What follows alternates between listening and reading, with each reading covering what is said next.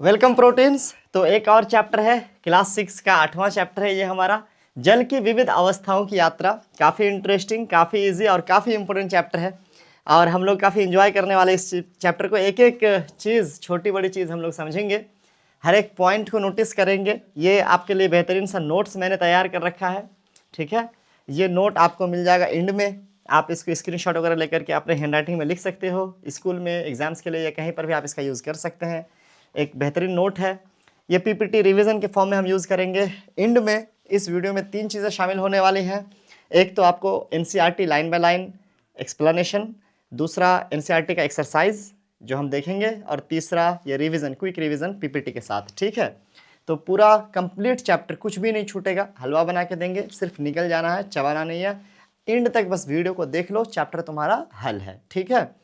तो जल्दी से अभी चैनल को सब्सक्राइब करके वीडियो लाइक कर लो और बैठ जाओ आराम से, दोस्तों के साथ शेयर कर लो, बुला लो उन्हें भी, और देखो मिलके एक बेहतरीन सा एनसीईआरटी का वीडियो, ठीक है। स्टार्ट करते हैं एनसीईआरटी बुक से। ये हमारा न्यू सिलेबस वाला एनसीईआरटी बुक है। तो यहाँ पर हमारे पास आ चुका है एनसीईआरटी का ये बुक। ये है जल की विविध अवस्थाओं की यात्रा। हमें पता है कि जल बहुत इंपॉर्टेंट चीज़ है बच्चों।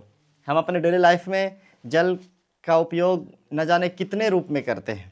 पीने के लिए तो करते ही हैं, खाना बनाने के लिए तो करते ही हैं, कपड़े धोने के लिए तो करते ही हैं, नहाने के लिए तो करते ही हैं, वॉशरूम में या क्लीनिंग में या कहीं और। लेकिन इन चीज़ों के अलावा भी क्या ऐसे जगह हैं जहाँ पर आप नहीं सोच पा रहे हैं और वहाँ हम जल का उपयोग कर रहे होते हैं। सिर्फ हम ही नहीं, इस पूरे पृथ्वी के अंदर बहुत सारी चीज़ें, सारे एनिमल, जानवर जो है जितने भी हैं, सारे प्लांट्स जो हैं, वो सब के सब जल का उपयोग कर रहे हैं किसी न किसी रूप में अपने जीवन यापन के लिए। हमारे बॉडी में अच्छा खासा जल है, हमारे बॉडी में मोर देन 50% जल है। आप सोच के देखो कि हम पानी से बने हैं, और इसीलिए पानी के बारे में जानना इम्पोर्टेंट हो जाता है बच्चों, ठीक है। ये चैप्टर हमें पानी के बारे में सब कुछ बताएगा, सब कुछ, शुरू से लेकर के ज़ीरो से हीरो तक, ठीक है। तो बस बने रहो, बहुत इंटरेस्टिंग चैप्टर है। ये यात्रा शुरू करते हैं। शुरू में एक कहावत है, एक कथन है कि यदि पर्याप्त वर्षा नहीं होती है तो विशाल समुद्र भी सूख जाएंगे। बारिश ना हो अगर ना, तो ये जो महान समुद्र है, महासागर है ना, ये भी सूख जाएंगे। ये लिखा हुआ है तिरुकुरल में, एक बुक है, 2000 साल पुरानी किताब है, मोरालिटी की किताब है, ठीक है। ज़िंदगी जीने का तरीका बताया गया उस किताब में, तमिल भाषा में ये लिखा हुआ है, ठीक है। तमिल भाषा की ये बहुत पुरानी किताब है और बहुत मशहूर किताब है, बहुत पॉपुलर किताब है तिरुकुर, ठीक है। तो उसी का एक कथन है, यदि पर्याप्त वर्षा नहीं होती है तो विशाल समुद्र भी क्या हो जाएगा, सूख जाएगा। यानी वर्षा के महत्व को दिखाया गया है इस कथन के अंदर। लिखा हुआ है कि ग्रीष्मकाल के एक दोपहर में आवी और थिरव शिकंजी का आनंद ले रहे थे। शिकंजी में बर्फ देखकर थिरव के मन में अनायास ही बर्फ व जल के प्रकृति के बारे में विचार आने लगे। वह चकित होकर के सोचने लगा। यह है इसका नाम होगा थिरव, इसका नाम होगा अभी, ओके। तो थिरव सोचने लगा कि छूने पर बर्फ ठोस लगती है और इसे हम अपने हाथों में पकड़ भी सकते हैं, जबकि जल को इस तरह नहीं पकड़ा जा सकता, इसलिए ये दोनों भिन्न पदार्थ हैं या होंगे। बर्फ को हम पकड़ सकते हैं, उठा के रख सकते हैं, लेकिन पानी को पकड़ के ऐसे रख नहीं सकते, हाथ में गिर जाएगा। और ये ठोस लगता है जबकि पानी ठोस भी नहीं है, ये दोनों अलग अलग चीज़ें होंगी शायद। तब यहीं पर आवी क्या कहती है, नहीं नहीं नहीं, ये दोनों एक ही पदार्थ हैं, ये अलग अलग पदार्थ नहीं है। आवी के विचार थिरव से अलग हैं। आप क्या सोचते हैं, वह ऐसा क्यों सोचते हैं, ये दोनों का विचार आपस में मिल क्यों नहीं रहा है। ज्ञान की कमी बच्चों, सीख लेंगे हम लोग आगे। आपके क्या विचार, आपको क्या लगता है, दोनों अलग पदार्थ हैं? कमेंट करो। हैं, जवाब है नहीं है, ठीक है। आवी के विचार थिरव से अलग है। अच्छा, फिर यहाँ पर आवी कहती है कि हम जल को परशीतत्र तित्र यानी रेफ्रिजरेटर के अंदर हिमीकरण यंत्र फ्रीजर में रखते हैं और जांचते हैं कि ये क्या, ये बर्फ में परिवर्तन होता है। परशीतित्र रेफ्रिजरेटर का हिंदी है, पढ़ने में दिक्कत हो रही थी बच्चों, काफ़ी अलग अजीब व गरीब हिंदी है। गरीब तो नहीं, अमीर हिंदी है, पढ़ नहीं पा रहे थे यार। तो कह रहा है फ्रिज में रख करके, फ्रीजर में रख करके हम पानी को देखते हैं तो क्या ये परिवर्तन, अवस्था में परिवर्तन होता है, चेंज की नहीं होता, ठीक है। ये चीज़ यहाँ पर लिखा हुआ है। उसके बाद यहाँ पर फिर ये थिरव जो है कह रहा है कि हाँ मैं जानता हूँ कि जब जल को हिमीकरण यानी फ्रीजर में रखते हैं तो ये बर्फ़ में परिवर्तन हो जाता है और संभवतः फ्रीजर के अंदर बर्फ़ में कुछ मिल जाता होगा। अब इनके दिमाग में एक और ही चीज़ आ रही है कि जब पानी जम रहा होता है तो शायद उसमें कुछ मिक्स हो जाता होगा, इस वजह से वो सॉलिड बनता होगा। जो रेगुलर वाटर है, जो कि हमारा लिक्विड फॉर्म में होता है, वो सॉलिड इसलिए बनता होगा क्योंकि रेफ्रिजरेटर के अंदर कुछ मिल जाता होगा, कुछ होगा उसके अंदर, जबकि ऐसा नहीं है, आपको भी पता है। ठीक है, अब आपको क्या लगता है कि थ्योरम सही है, ये लड़का सही सोच रहा है? नहीं। तो कैसे पता चलेगा कि सही सोच रहा है या गलत सोच रहा है? तो यहाँ पर आगे जो है इसका जवाब मिलने वाला है। ठीक है, कप में बर्फ का एक टुकड़ा डालें, इसे मेज पर रखें और इसका अवलोकन करें। बर्फ धीरे धीरे जल में परिवर्तित हो जाता है। आप क्या कर सकते हैं, एक बर्फ का टुकड़ा लेकर के कहीं पर रख सकते हैं, मेज पर रखो, गिलास या फिर टेबल पर रख लो, कहीं रख लो, वो क्या हो जाएगा, थोड़ी देर के बाद जल में परिवर्तित हो जाता है। इन अवलोकनों से आपको क्या निष्कर्ष निकाल सकते हैं? क्या इसका यह अर्थ है कि बर्फ व जल एक ही पदार्थ है? हाँ, बर्फ व जल एक ही पदार्थ के दो रूप हैं। सवाल भी खुद कर दिया, जवाब भी दे दिया कि बर्फ और जल जो होता है वो दोनों अलग अलग नहीं है, वो एक ही चीज़ है। आपने बर्फ को रखा टेबल पर और बर्फ क्या हो गया, थोड़ी देर के बाद बर्फ थोड़ी देर के बाद पानी बन गया। इसका मतलब है कि बर्फ पानी एक ही चीज़ है। इन रूपों की अवस्थाएं भी कहा जाता है। जल की ये विभिन्न अवस्थाएं अपने व्यवहार में क्या अंतर रखती हैं? जल बहता है पर बर्फ नहीं, जल छलकता है पर बर्फ नहीं। अब क्या कह रहा है, ये जो हमने कहा अभी कि जल और बर्फ ये दोनों एक ही पदार्थ हैं। अब ये एक ही पदार्थ है लेकिन दो अलग अलग, इसका क्या है, अवस्था है। क्या है बच्चों, अवस्था है। इस चीज़ को, इस वर्ड को आप याद रखेंगे। मैं आपको इंपॉर्टेंट सारे पॉइंट्स अंडरलाइन भी कराते चले जाऊंगा। आप अपने बुक में क्या कर सकते हैं, इसको अंडरलाइन कर सकते हैं बाद में रिवीजन करने के लिए। अवस्था, अवस्था क्या है, स्टेट इंग्लिश में कहते हैं जिसको। ये जो जल का दो रूप आपने देखा उसी को हम लोग कहते हैं अवस्था। ओके, अब यहाँ पर कह रहा है कि जल का ये दोनों ही रूप है, दोनों ही अवस्था है, लेकिन दोनों में अंतर है। क्या कि बर्फ जो होता है वो बह नहीं सकता, जबकि जल क्या होता है, बह सकता है। आप बर्फ को कहीं रख दो तो वो बहेगा नहीं, जल को रखो तो वो बहेगा। इस तरह से जल छलकता है पर बर्फ नहीं। छलकने का मतलब होता है किसी चीज़ से गिर जाना, उमड़ करके ज़्यादा हो जाता है, गिर जाना। भाई लाइट की वजह से शायद गर्मी लग रही है।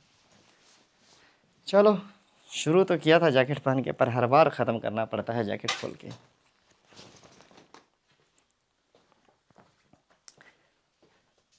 जल बहता है पर बर्फ नहीं, जल छलकता है पर बर्फ नहीं। छलकने का मतलब मैंने आपको समझा दिया कि ज़्यादा हो जाता है तो जैसे पानी वगैरह थोड़ा बहुत हिलता है तो गिर जाता है ना, उसको छलकना कहते हैं। अब यहाँ पर हम लोग जो है आगे बढ़ते हैं बच्चों। जल के विलुप्त होने की क्रिया की जांच। जल कैसे गायब हो जाता है, एक अजीब टॉपिक है। जल गायब भी होता है। देखो ना, वर्षा काल की एक सुबह है, विद्यालय जाते समय आवी और थिरव देखते हैं कि खेल के मैदान में कई गड्ढे हैं। स्कूल जा रहे हैं, स्कूल के मैदान में भी हो सकता है, बाहर में रास्ते में सड़क पर भी हो सकता है कि मैदान में गड्ढे हैं और गड्ढे में क्या हो रखा है, बारिश का पानी जमा हो रखा है। ठीक है, उसमें शाम जब वो मैदान में खेलने गए तो उन्होंने देखा कि कुछ गड्ढों में से जल की मात्रा कम हो गई है। अब गड्ढा में जल जो था, सुबह को देखे थे तो बढ़िया अच्छा खासा था भैया, शाम को जब खेलने के लिए जा रहे हैं तो जल क्या हो गया है, कम हो गया है उसी गड्ढे से। तो गड्ढा तो वही है, पानी वही है, पानी पूरा सुबह को भरा हुआ था, शाम को कम कैसे हुआ, गायब कहाँ से हो गया, कहाँ चला गया। ठीक है, तो कह रहा है क्या आपने कभी गड्ढों में से जल को विलुप्त होते देखा? ज़रूर आपने देखा होगा, आपके घर के अगल बगल में बारिश में पानी लग जाता है और फिर आप देखते हैं कि 2 दिन 4 दिन के अंदर वो सब फिर सूख जाता है। देखा ही होगा सबने गड्ढों से पानी को गायब होते हुए। ये कहाँ जाता होगा, अपने मित्रों से चर्चा कीजिए, कहाँ जाता होगा, सोचिए, है जवाब आ जाएगा। आपने जल को और कहाँ विलुप्त होते देखा है?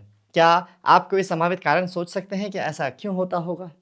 ठीक है, मिट्टी उसको अवशोषित कर लेती होगी, शोष लेती होगी, या हवा उसको उड़ा लेके जाता होगा। क्या आप सोचते हैं? यहाँ पर आपको सोचने के लिए कहा जा रहा है बच्चों। ठीक है, यहाँ पर एक सवाल ये खुद भी सोच रहा थी, क्या मुझे लगता है कि खेल के मैदान में मिट्टी ने पानी को सोख लिया। इसने सोचा कि पानी मिट्टी ने सोख लिया, है ना। आप इस बारे में क्या सोचते हैं, आपको क्या लगता है, मिट्टी ने सिर्फ सोखा या कोई और भी रीज़न है? चलिए, इसमें हमको पता चलने वाला है बहुत अच्छे से। ये हमारा चैप्टर इसी बारे में है। अब यहाँ पर क्या कह रहा है, आपने देखा होगा कि बर्तन धोने के कुछ समय के बाद बर्तनों की सतह पर बचा हुआ जल सूख जाता है। सही बात है, बर्तन धो के रखे, फिर देखे गायब हो गया, उसका पानी जो थोड़ा बहुत लगा हुआ था वो नहीं है। क्या आपके द्वारा पहले सोचा गया कारण इस स्थिति में जल के विलुप्त होने का व्याख्या करता है? अगर आपने ये सोचा था कि जल मिट्टी सोख लेती है तो इस बार बर्तन से कैसे गायब हुआ? बर्तन ने सोख लिया क्या पानी? ना ना ना, स्टील या एल्यूमिनियम, है ना, इसने तो पानी नहीं सोखा होगा ना। एटलीस्ट मिट्टी का तो समझ में आ रहा है कि मिट्टी ने पानी सोख लिया होगा, पर स्टील ने पानी सोख लिया, थोड़ी हजम में होने वाली बात नहीं लग रही है ना। तो कहने का मतलब है कि आपका जो वो रीज़न था कि मिट्टी ने सोख लिया सारा पानी, शायद ये पूरी तरीके से सही नहीं था। मतलब वो भी एक रीज़न है लेकिन वो पूरी तरीके से सही नहीं है, अभी पता चलने वाला है बच्चों, है कि नहीं है। कह रहा है कि आपके द्वारा पहले सोचे गए कारण की स्थिति में जल, अच्छा ये तो हो गया। आवी सोच रही थी कि बर्तनों की सतह से जल रिस गया होगा, बर्तनों की सतह से रिस गया होगा। थिरव सोचता है कि बर्तनों की सतह से जल नहीं रिसता। एक क्रियाकलाप के रूपरेखा बनाएं और जांचें कि इसका कथन सही है। अब एक इसमें से आवी जो है वो सोच रही है क्या, वो लड़की, कि यहाँ पर भी रिस गया होगा, बर्तन में रिस गया होगा, जबकि बच्चों ऐसा नहीं लग रहा ना, मुझे तो नहीं लग रहा है कि स्टील का बर्तन पानी को सोख लेगा। फिर अब लेकिन बढ़िया सोच रहा है, अरे नहीं नहीं यार, पानी इसमें थोड़ी रिश्ता है, यहाँ कहाँ रिश्ता है, मिट्टी में तो समझ में आ रहा है, यहाँ थोड़ी समझ में आ रहा है।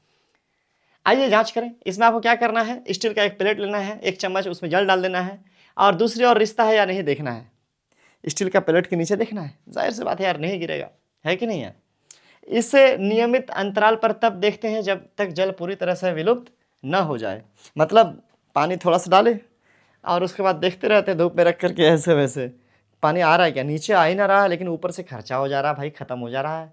तो ये तो पता चल गया कि रिस नहीं रहा है कि नहीं है। चलो आगे देखते हैं। क्या आप अनुमान लगाते हैं, क्या यह क्रियाकलाप इस निष्कर्ष पर पहुंचने के लिए पर्याप्त है कि स्टील के प्लेट से जल नहीं रिसता? जवाब है यस, स्टील के प्लेट से जल नहीं रिसता। क्रियाकलाप नहीं भी करेंगे तो सभी बच्चे इसको बहुत आसानी से मान लेंगे, नहीं चूता है, नहीं गिरता है, इस पार से उस पार नहीं जाता है, सही बात है। यदि स्टील के प्लेट से जल नहीं रिसता तो फिर जल कहाँ गया? यह जल गैसीय अवस्था में परिवर्तित हो जाता है, जिसे जल वाष्प कहते हैं। यहाँ पर एक इंपॉर्टेंट लाइन आता है बच्चों, आपको याद रखना, क्या ये जो जल आपके बर्तन के ऊपर था या गड्ढा में भी था, ये भी क्या होता है सर, ये जल गैसीय अवस्था में परिवर्तित हो जाता है, जिसे जल वाष्प कहते हैं। अभी देखो, एक नंबर पे हमारा तो आया था कि चलो जल है जो लिक्विड फॉर्म में है, तरल अवस्था में है कि नहीं है, एक अवस्था। फिर हमने देखा दूसरा कि हमारे पास बर्फ था, है ना, वो भी जल था लेकिन वो ठोस था। वो क्या था, ठोस था, वो छलक नहीं रहा था, वो बह नहीं रहा था। और तीसरा अवस्था हमने यहाँ पर देख लिया क्या, कि जल जो है वो, अरे ऐसे नहीं मिटता यार, चलो कोई बात नहीं, मोर में क्या देखें,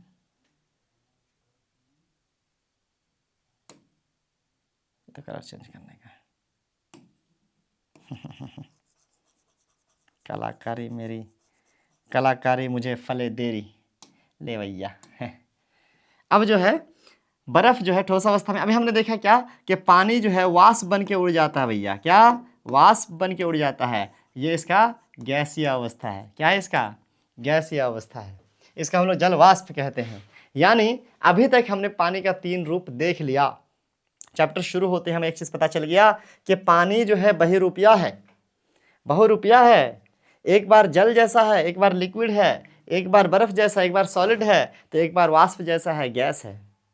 पानी हम लोग अलग अलग 3 रूप में देख सकते हैं बच्चों, पहले भी आपने कहीं ना कहीं देखा ही होगा, तो मैंने कोनो ऐसा कुछ बता नहीं दिया बड़ा सा भैया, कुछ नया। जल वाष्प जल की दूसरी अवस्था है, ये एक और अवलोकन के बारे में हम सोचें। अब जल वाष्प भी एक और अवस्था है, वो कह दिया। चलो अब एक और अवलोकन करना है।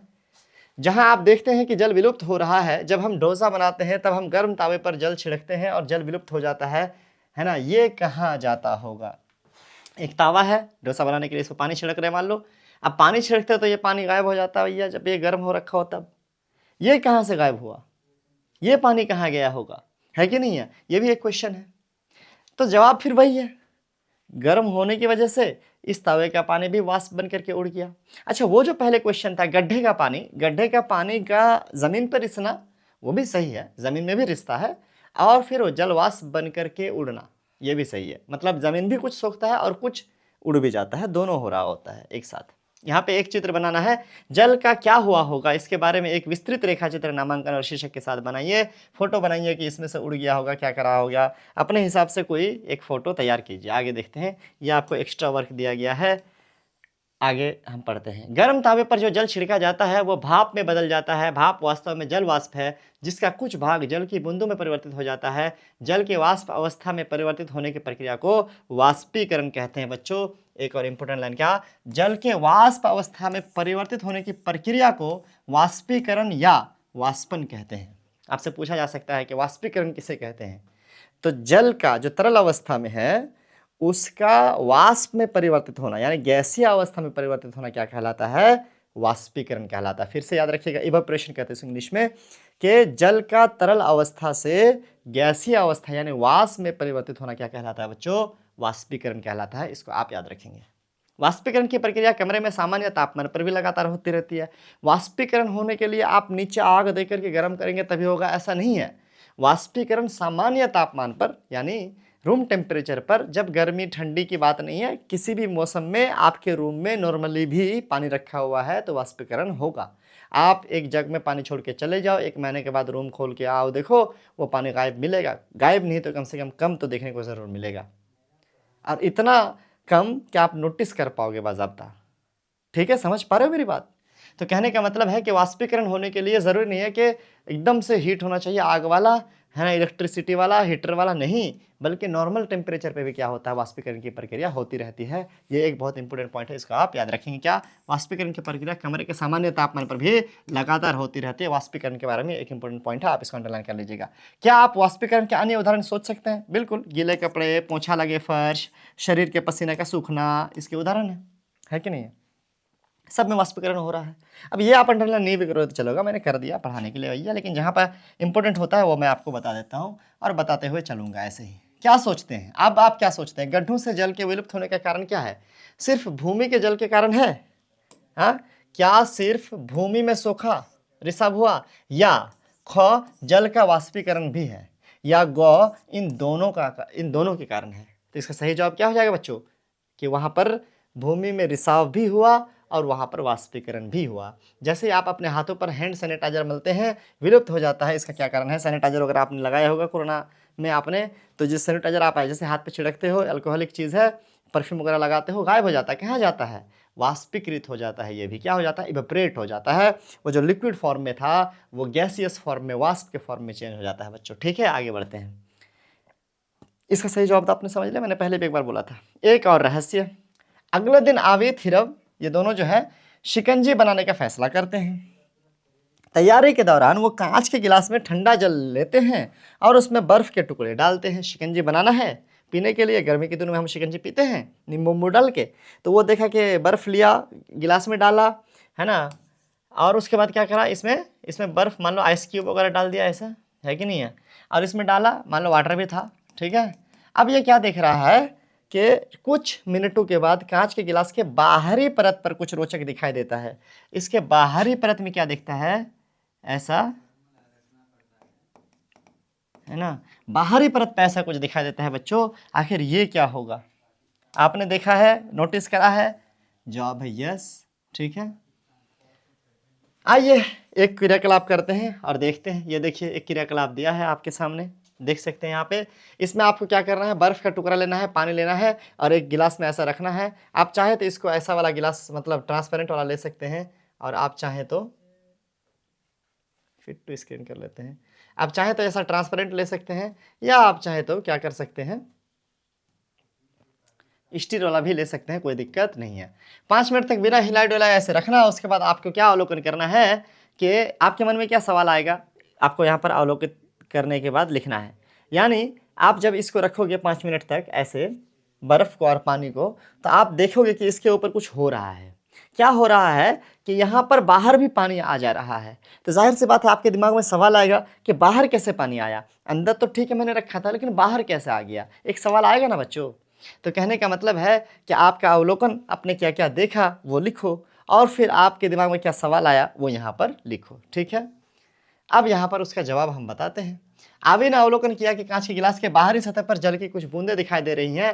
प्रारंभ में जल की छोटी बूंद जमा होती हैं और ये बूंदें साथ में मिलकर बड़ी बूंद का निर्माण करती हैं। पहले थोड़ा थोड़ा थोड़ा थोड़ा थोड़ा 5 मिनट तक अगर आप देखोगे, थोड़ा थोड़ा छोटा छोटा एकदम पतला पतला बूंद बनेगा बाहर में, और उसके बाद थोड़ा गिर उड़ के एक दूसरे के साथ, है ना, टच होकर के बड़ा बड़ा बूंद बन जाएगा अपने आप, है ना।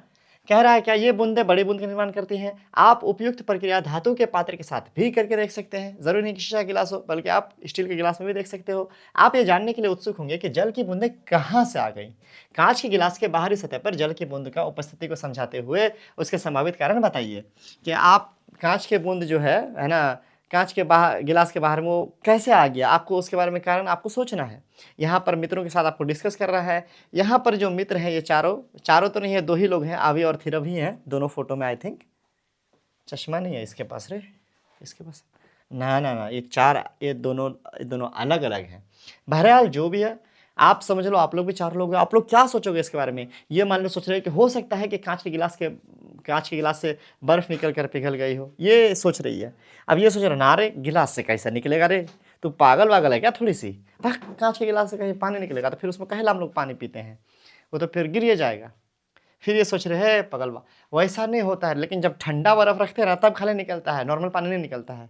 ये बोलता है ठंडा गरम, ऐसा थोड़ी होता है कुछ भी। कहने का मतलब है कि आप ऐसा डिस्कशन कर सकते हो, पर आप लॉजिकल भी कर सकते हो। ये बकवास, आगे बढ़ते हैं। कोई बात नहीं। मुझे लगता है ये बोल रहे कि मुझे लगता है कि कांच के गिलास से कुछ जल रिस गया होगा, निकल गया होगा।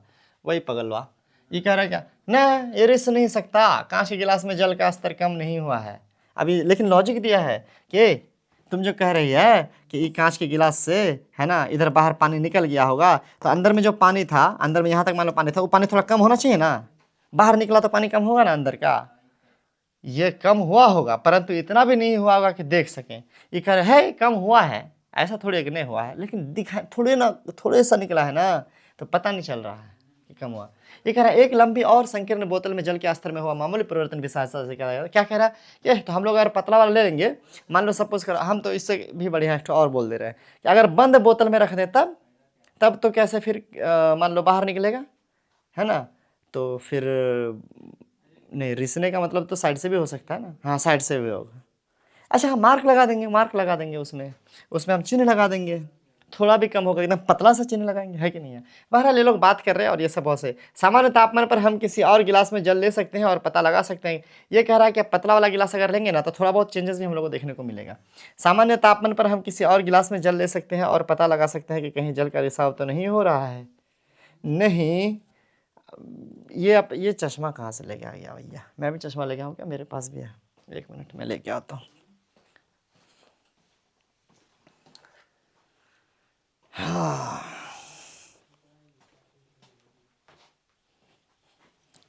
जैकेट पहन ले। बड़ा चश्मा पहन रहा है ये लोग, मैं भी पहनूंगा। नहीं नहीं नहीं, अब ठीक है, आओ गेट खोल के रखिए।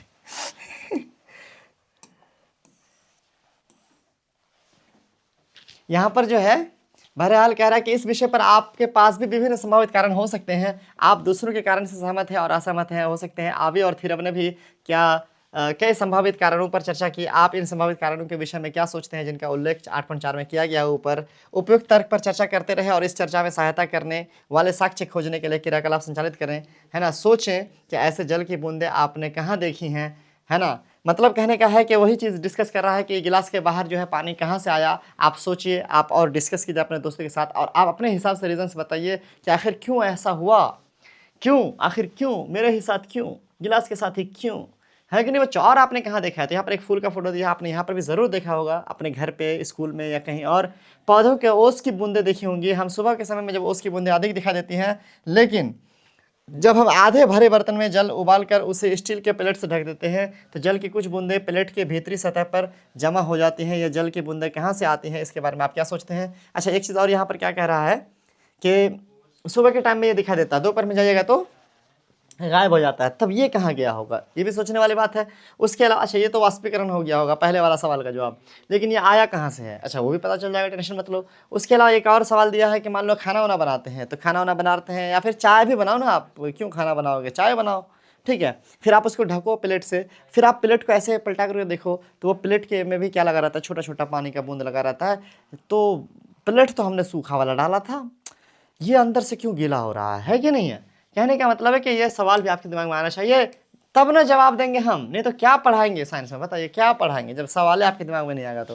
क्यूरियोसिटी, जिज्ञासा तो किताब का ही नाम है। दिमाग में सवाल आएंगे कि क्यों, कैसे, कहाँ से, कब, किस तरह, तब ना जाकर के हम कब वाला छोड़ दो, वो इतिहास की बात हो जाएगी। फिर यहाँ पर क्या कह रहा है कि जब वायु में विद्यमान जल वाष्प ठंडी सतह से संपर्क में आती है तो जल की बूंदें बनती हैं। यहाँ पर एक बहुत इंपॉर्टेंट बात कह रहा है, क्या कि जब वायु में उपस्थित जल, कहाँ उपस्थित जल? वायु में विद्यमान जल। इसका मतलब ये हुआ कि वायु जो हमारे आसपास है, जिसमें हम सांस ले रहे हैं, उसमें भी क्या है बच्चों? जल है। यहाँ पर एक चीज़ ये इंपॉर्टेंट पता चला, ठीक है। कह रहा है कि जब ये ठंडी सतह के संपर्क में आती है, अब देखो ये सतह अगर ठंडी है, ये चीज़ अगर मान लो ठंडी है, ये भी तो हवा में ही है ना बच्चों, यह कहाँ है, हवा में है। लेकिन अगर ये ठंडा नहीं है तब तो कोई बात नहीं, नॉर्मल। लेकिन अगर ये ठंडा है तब क्या होगा, जो जल में, जो हमारे इस आसपास में यहाँ पर हवा में पानी की बूंदें हैं, जो हम लोग को ऐसे दिख नहीं रहे लेकिन है, ठीक है, हाँ, भगवान मत समझ लो, भगवान अलग चीज़ है, ये पानी की बूंदें हैं आसपास में, दिख नहीं रही हैं, ठीक है। वो क्या होगा, इससे चिपक जाएगा, कब, जब ये ठंडा होगा तब। यहाँ पर वही कह रहा है, ठीक है। तो जल की बूंदें क्या होती हैं, बनती हैं जल वाष्प का द्रव अवस्था में परिवर्तन की प्रक्रिया संघनन कहलाती है। ये आपको इंपोर्टेंट लाइन है, याद रखिएगा कि संघनन किसे कहते हैं, जल वाष्प का द्रव अवस्था में परिवर्तन, जल वाष्प का द्रव अवस्था में परिवर्तन। बच्चों क्या, जल वाष्प का, देखो पहले क्या था, एक हमने पढ़ा वाष्पीकरण, एक वर्ड हमने क्या पढ़ा, वाष्पीकरण। ये क्या हो रहा था सर, ये जल जो है, जो द्रव अवस्था में था वो चेंज हो रहा था गैस अवस्था में, है कि नहीं है ना, या सॉलिड भी गैस में चेंज हो रहा था, है ना, सॉलिड डायरेक्ट गैस में चेंज होता है वो अलग चीज़ होती है, लेकिन मैं एक बात बर्फ़ के रिलेट में मैं बोल दिया।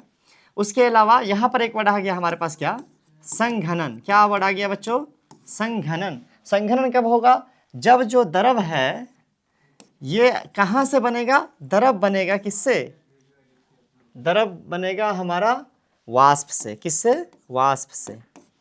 देखो द्रव से वाष्प बन गया तो वाष्पीकरण हुआ, लेकिन वाष्प से द्रव बन गया, इसका उल्टा कह लो, इसका क्या कह लो, उल्टा। द्रव से गैस बन गया तो वाष्पीकरण हो गया, और फिर गैस से द्रव बन गया, पानी के बारे में बात करें, पानी के कॉन्टेक्स्ट में, तो यह संघनन कहलाया, ठीक है। यानी वाष्पीकरण का उल्टा संघनन। जैसे शरीफ का उल्टा, शरीफ का उल्टा गुंडा, नहीं गुंडा नहीं, शरीफ का उल्टा क्यों होगा यार, शरीफ सीधा सीधा साधा सर, उसको छोड़ दो तुम लोग, है ना। शरीफ का उल्टा लेकिन क्या होगा, बदमाश, बदमाश, बदमाश भी तो शरीफ होता है भाग। वाष्पीकरण का उल्टा संघनन, ये तो क्लियर है। द्रव गैस में चेंज हो जाना वाष्पीकरण कहलाता है, गैस द्रव में चेंज हो जाना, पानी के कॉन्टेक्स्ट में, पानी वाला द्रव, है ना, क्या हो गया सर, संघनन कहलाता है। अभी हम पानी के बारे में बात कर रहे हैं, बाकी चीज़ें ऊपर क्लास में आती जाएंगी, आप समझते जाओगे। इसमें और गहराई है कि ये कैसे हो गया, क्यों हो गया, किस तरीके से हो गया, ये सब सीखोगे, टेंशन मत लो। 6 क्लास में साइंस शुरू ही तो हुआ है, इब्तिदा इश्क है रोता है क्या, आगे आगे देख जरा होता है क्या, ठीक है बच्चों। यहाँ पर कह रहा है कि जल के संग्रहण की प्रक्रिया को समझने के बाद क्रियाकलाप 8.3 पर पुनः विचार कीजिए कि कांच के गिलास के बाहरी सतह पर दिखाई देने वाला जल भी संघनन कारण हो सकता है। आइए एक क्रियाकलाप के माध्यम से इसकी जांच करें। बिल्कुल सही बात है ना। एक बहुत सिंपल सी बात है, आप समझ लो कि हमने जैसे कहा कि ठंडी सतह पर, जैसे अभी जो हमारे आसपास में जो वायु है, इस वायु में उपस्थित जल की बूंदें जब ठंडी सतह से टच होंगी तो वो पानी के फॉर्म में जल के बूंद के रूप में परिवर्तित हो जाएगा। तो हमने गिलास वाली एक्टिविटी में वही ना देखा कि जब हमने गिलास के पानी में शिकंजी बनाने के लिए क्या डाला, बर्फ़ डाला, बर्फ़ डाला तो ऑब्वियसली क्या हो जाएगा, वो ठंडा हो जाएगा। जब ठंडा हो गया, मान लो यही वाला गिलास था हमारा, चलो बॉटल ले लेता हूँ मैं, ठीक है, क्या है, हम बॉटल ले लेते हैं। मान लो क्या कि ये जो बॉटल है हमारा, अगर इसमें ठंडा पानी अभी भरा हुआ होगा, अंदर से बर्फ़ होगा, ये तो थर्मस है तो इसका इफेक्ट बाहर नहीं आएगा, बट सपोज करो तो क्या होगा कि अंदर का ठंडापन, मतलब इस वाले बोतल का ठंडापन की वजह से आसपास का जो हवा है और उसमें उपस्थित जो जल की बूंदें हैं वो इससे चिपकना शुरू हो जाएंगी। अब ऐसा क्यों होंगी, कर देंगे बाद में एक्सप्लेन 9 क्लास में, टेंशन मत लो यार तुम लोग।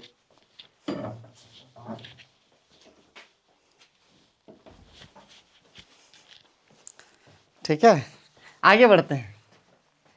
आइए क्रियाकलाप के माध्यम से हम इसकी जांच करें। आपको फिर वही करना पड़ेगा, आपको बोलेगा कि अब आप भी पानी लो, है ना, और जाओ, है ना, जल लो, उसमें स्टील का लो या किसी का लो, ठीक है, तराजू पर तोलो, एक छोटा सा स्टील का प्लेट लो, इसमें ढक दो और डिजिटल तराजू पर तोलो। प्रत्येक 5 मिनट के बाद तराजू की रीडिंग का अवलोकन करो।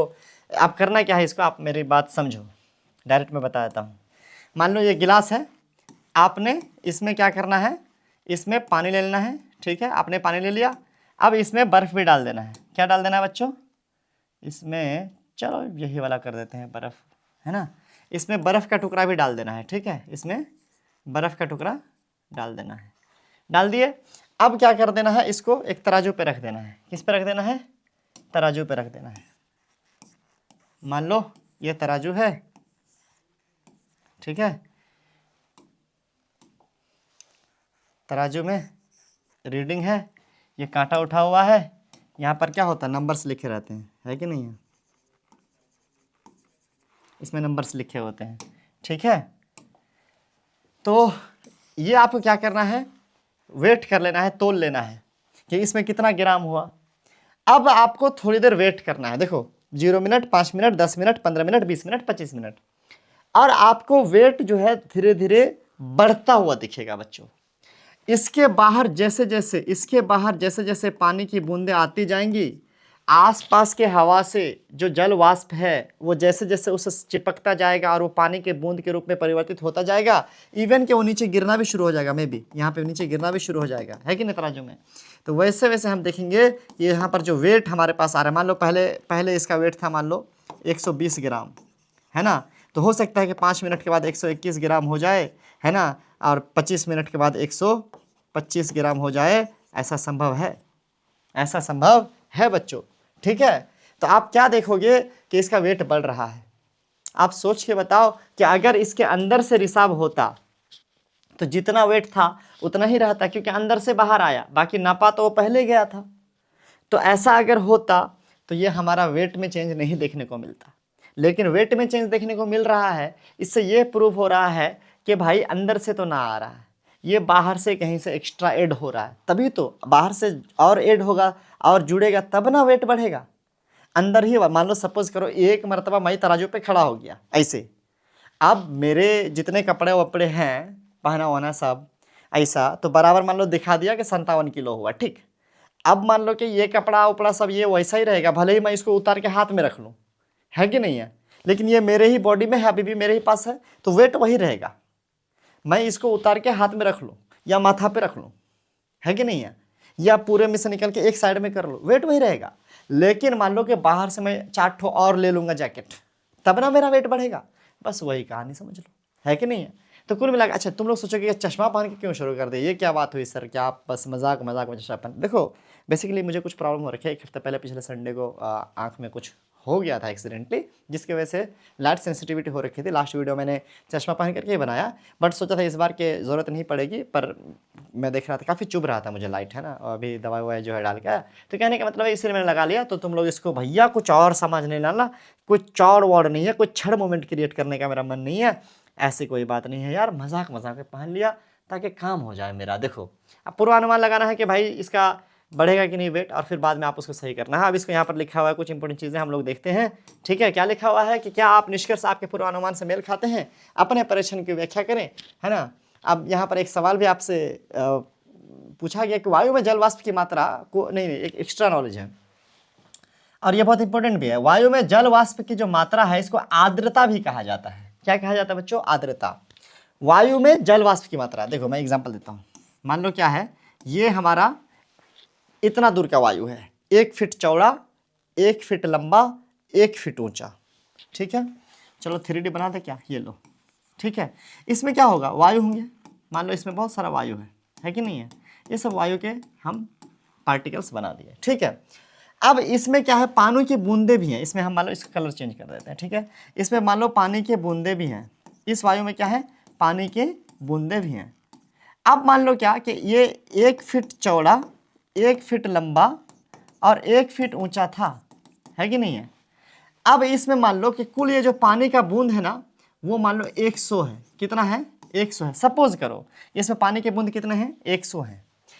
अब ऐसा ही मान लो एक और जगह का हम ले रहे हैं एग्जाम्पल, यहाँ पर इस कंडीशन में भी हमारे पास, इस कंडीशन में भी हमारे पास जो लंबाई है वो 1 फीट है, चौड़ाई जो है वो 1 फीट है और ऊंचाई जो है 1 फीट है, फिर से उतना ही।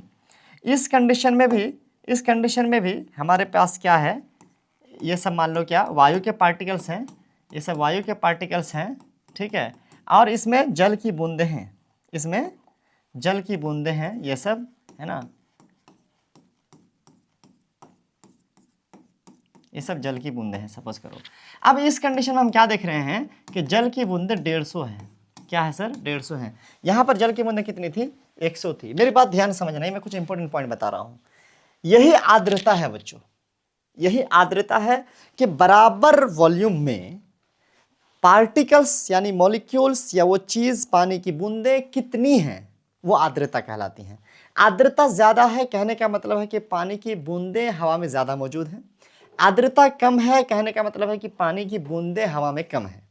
तो आपको मैं फिगर से समझाने की कोशिश कर रहा हूँ, आप इसको ध्यान से समझिएगा, ठीक है। ये जो 100-150 छोटा छोटा बूंद रहा और ये जो 100 छोटा छोटा बूंद रहा, ये क्या दिखा रहा, पानी की बूंद को दिखा रहा। इस कंडीशन में हम क्या बोल सकते हैं कि यहाँ पर हमारे पास 150 पानी की बूंदें हैं, मतलब आर्द्रता अधिक है, आर्द्रता कम है। ये चीज समझ गए। चलो आगे बढ़ते। वही लिखा हुआ है क्या, आपके क्षेत्र के दैनिक आर्द्रता आंकड़ों का समाचार पत्रों और सामान्य स्रोतों से बताया जाता है। एक वर्ष के आंकड़े संकलित करें, और इसमें देखो 1 वर्ष का बहुत ज्यादा हो गया, थोड़ा कम बोलो यार, 1 वर्ष यहाँ है क्या। अब यहाँ पर कह रहा है कि आपने कांच के गिलास पर जल की कुछ बूंदें देखी होंगी। वायु से जल वाष्प कांच के गिलास की ठंडी सतह से संपर्क में आती है और संघनन के कारण कांच के गिलास पर जल की बूंदों में परिवर्तित हो जाती है। जो सवाल आपसे पहले किया गया था कि आखिरकार कहाँ से आया जल जो है वायु के गिलास में ऊपर पानी किधर से आया, उसका जवाब दे दिया कि वायु से जो जल वाष्प है कांच के गिलास की ठंडी सतह के संपर्क में आती है, और चूंकि वायु में क्या है, जल वाष्प है, तो वो संघनन के कारण कांच के गिलास पर जल की बूंदों में परिवर्तित हो जाती हैं। अब देखो मैं एक बहुत सिंपल सी बात बता रहा हूं, संघनन का प्रक्रिया होने के लिए कोई गिलास वाला थोड़ा जरूरी नहीं है। ऐसा हवा में भी जल वाष्प ठंडा होगा तो संघनन हो जाएगा, है ना, वही चीज है। डिजिटल तराजू पर ली गई रीडिंग अब बढ़ गई है। क्या हम निष्कर्ष निकाल सकते हैं कि जल का रिसाव गिलास की सतह से नहीं हो रहा है? बिल्कुल रिसाव तो नहीं हो रहा है। क्या हम ये भी निष्कर्ष निकाल सकते हैं कि गिलास के बाहर एकत्र जल केवल संघनन के कारण है? ये बढ़िया सवाल है, ये बढ़िया सवाल है कि अगर एक जल के बाहर जो है पानी की बूंदें आ जा रही हैं, तो ये क्या सिर्फ संघनन के कारण है? नहीं, इसका जवाब है नहीं, सिर्फ संघनन के कारण, कंडेंसेशन कारण नहीं है, बल्कि इसके पीछे का रीजन है आर्द्रता भी एक रीजन हो सकता है कि जल वाष्प में कितनी मात्रा में मौजूद है, पानी की बूंदें मौजूद है, वो भी एक रीजन हो सकता है। और भी एक रीजन हो सकता है, क्या क्या रीजन हो सकता है? और है, हो सकता है और क्या, एक मेरे ख्याल से एक से ज़्यादा भी हो सकता है रीज़न। अब मान लो ना है, एक ठो बता दिए तो बता दिए फ्री में। अच्छा कुछ और रीज़न सीरियसली अगर सोचे तो, लेकिन सिर्फ यही रीज़न नहीं है ना, मौसम वगैरह हो सकता है, टेम्परेचर वगैरह हो सकता है, मतलब बाहरी वातावरण का टेम्परेचर वगैरह हो सकता है, बाहरी वातावरण का मौसम वगैरह कैसा है उसके हिसाब से हो सकता है कि उसमें किस तरीके से पानी आएंगे नहीं आएंगे। ये जो पानी आया ना, है ना, इसके पीछे का रीजन और भी हो सकता है। ठीक है बच्चों, यहां पर ये जो सवाल किया है, अच्छा नहीं बोल भी दिया है, नहीं, हम क्रियाकलाप 8.4 से ऐसे निष्कर्ष निकाल सकते हैं। आप ये दिखाने के लिए और क्या कर सकते हैं कि कांच के गिलास के जल नहीं रिस रहा है, उत्तर खोजने के लिए आप क्रियाकलाप बदलाव करें। चलो कोई बात नहीं, रिसाव नहीं हो रहा, हम ऐसे ही मान लेते हैं, नहीं करेंगे क्रियाकलाप। निम्नलिखित संशोधन के साथ क्रियाकलाप 8.4 को दोहराएं। कांच के गिलास पर जल के स्तर के अस्थायी मार्कर या पारदर्शी टेप, वही बात है कि मार्क कर दें और देखिए कि 5 मिनट के बाद जब बाहर पानी आ गया है तो क्या कोई पानी वानी का घटा हुआ है, क्या पानी घटा है क्या गिलास में, ये चीज़ आपको देखना है। इसका जवाब होगा नहीं, है ना, ऐसा हुआ ही नहीं है। आगे देखते हैं जल के विभिन्न अवस्थाएं क्या हैं। यहाँ पे एक बहुत इंपॉर्टेंट टॉपिक हमारा शुरू हो रहा है कि जल एक ऐसा पदार्थ है जिसकी 3 अवस्थाएं हमारे दैनिक जीवन में देखी जा सकती है। मैंने ऊपर डिस्कस कर लिया है। ठोस अवस्था में बर्फ के रूप में विद्यमान रहता है, गर्म करने पर बर्फ पिघलकर द्रव अवस्था में परिवर्तित हो जाता है और अधिक गर्म करने पर जल गैसीय अवस्था में परिवर्तित हो जाता है। आइए जल की विभिन्न अवस्था के गुणों को पहचान करें। अब यहाँ पर एक चीज़ क्या बोला, देखो मान लो बर्फ था, क्या था, ऐसे भी लिखते हैं और ऐसे भी लिखते हैं भाई, तो तुम लोग मत कर देना कि क्या लिख दिया सर। चलो मान लो ऐसे लिखते हैं, बर्फ है, इसको जब हम क्या किए सर, गर्म किए, जब क्या किए, गर्म किए, तो ये हमारा जल बन गया जो कि हम द्रव कह सकते हैं।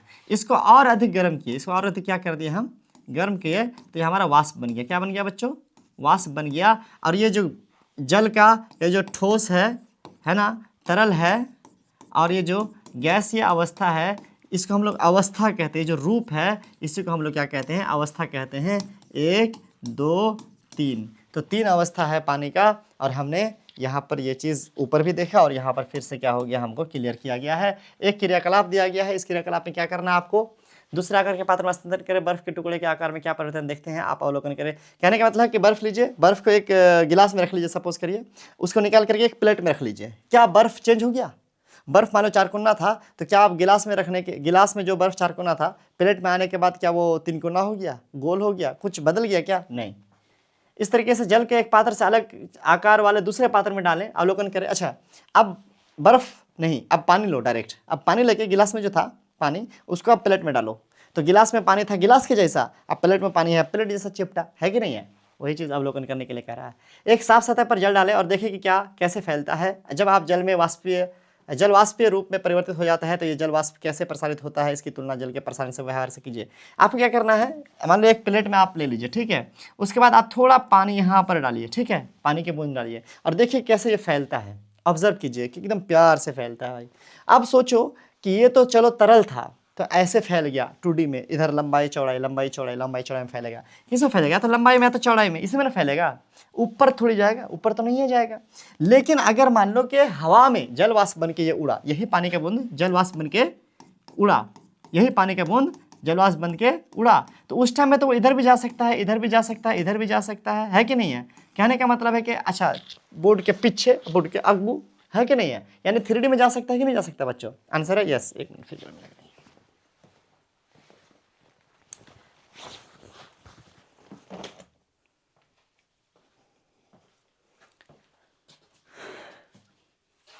तो यहाँ पर कहा जा रहा है क्या कि जब ये गैसीय अवस्था में होगा, वाष्प में होगा, तब किस तरीके से फैलेगा उसके बारे में सोचो। तो हम कह सकते हैं तब हर तरफ फैलेगा, मतलब दाएं बाएं ऊपर नीचे हर तरफ फैल सकता है तब, ठीक है। जबकि सिर्फ तरल के रूप में सिर्फ लेफ्ट राइट मतलब लंबाई में या चौड़ाई में, 2D में, 2D 3D अगर आपने मैथ्स में पढ़ा हुआ है तो थोड़ा बहुत आप इसको और अच्छे से रिलेट कर पाएंगे। चलिए आगे बढ़ते हैं। तालिका में आपको लिखना है कि आकार, बहने की क्षमता, फैलने की क्षमता। जाहिर सी बात है, बर्फ जो था उसका आकार निश्चित था, जल जो था उसका आकार निश्चित नहीं था। आपने गिलास में रखा तो गिलास जैसा, प्लेट में रखा तो प्लेट जैसा। जल वाष्प का आकार तो और निश्चित नहीं है भैया, किधर भी फैल जाएगा। बहने की क्षमता की बात करें तो बर्फ नहीं बहती है, जल जो होता है वो बहता है, उसके अंदर बहने की क्षमता है, और जल वाष्प भी बहता है, उसके अंदर बहने की क्षमता होती है। फैलने की क्षमता इसके अंदर नहीं है, बर्फ के अंदर नहीं है, ये नहीं फैलेगा। जब तक बर्फ रूप में है तब तक नहीं फैलेगा, जल बन जाएगा तो रूप बदल गया ना। जल इसके अंदर फैलने की क्षमता होती है, जल वाष्प के अंदर अधिक क्षमता होती है, ये तो और ज़्यादा फैलता है। आगे बढ़ते हैं। ठोस, द्रव और गैसीय अवस्था में जल के गुण में क्या क्या अंतर है? अब यहाँ पर ये बहुत क्लियर से दिया हुआ है, ये यहाँ इस पॉइंट को बहुत इंपॉर्टेंट है, इसको देखना है। बर्फ जो होता है, जो ठोस अवस्था है, अपना आकार बनाकर रखती है, चाहे उसे किसी भी पात्र में रखा जाए। मैंने पहले भी याद कर दिया, जल उसी पात्र का आकार ले लेता है जिसमें उसे डाला जाता है। बर्फ बहती और फैलती भी नहीं है। अब क्या कह रहा है, जल तो आप जिस पात्र में रखोगे वैसा हो जाएगा, लेकिन बर्फ ना ही बहती है ना ही फैलती। इससे क्या पता चला कि बर्फ का जो है, इससे हम लोग को ये पता चला कि बर्फ का जो आकार है ना, वो क्या है, निश्चित है। वो क्या है बच्चों, निश्चित है। बर्फ का आकार नहीं बदलता है। जल के, द्रव के बारे में कह रहा है। अच्छा, ये ठोस अवस्था की बात किया था, ऊपर भी हमने ठोस अवस्था देखा था क्या कहलाता है। अब बहता है और अपना आकार बदलता है, इसका मतलब है कि जो जल है, यानी जो द्रव वाला जल है, इसका आकार क्या है, निश्चित नहीं है। इसका आकार निश्चित नहीं है, ठीक है, निश्चित नहीं है। ये चीज़ हम लोग को कन्फर्म पता चल गया। उसके अलावा है क्या, ये जिस पात्र में रखा जाता है उसी का आकार ले लेता है, पता है। लेकिन जल का आयतन स्थिर रहता है। अब आयतन क्या कहते हैं, मैं पिछले चैप्टर में बता चुका हूँ। आयतन कहते हैं कि कोई चीज़ कितनी जगह लेती है, सीधी बात इतना समझो, ठीक है।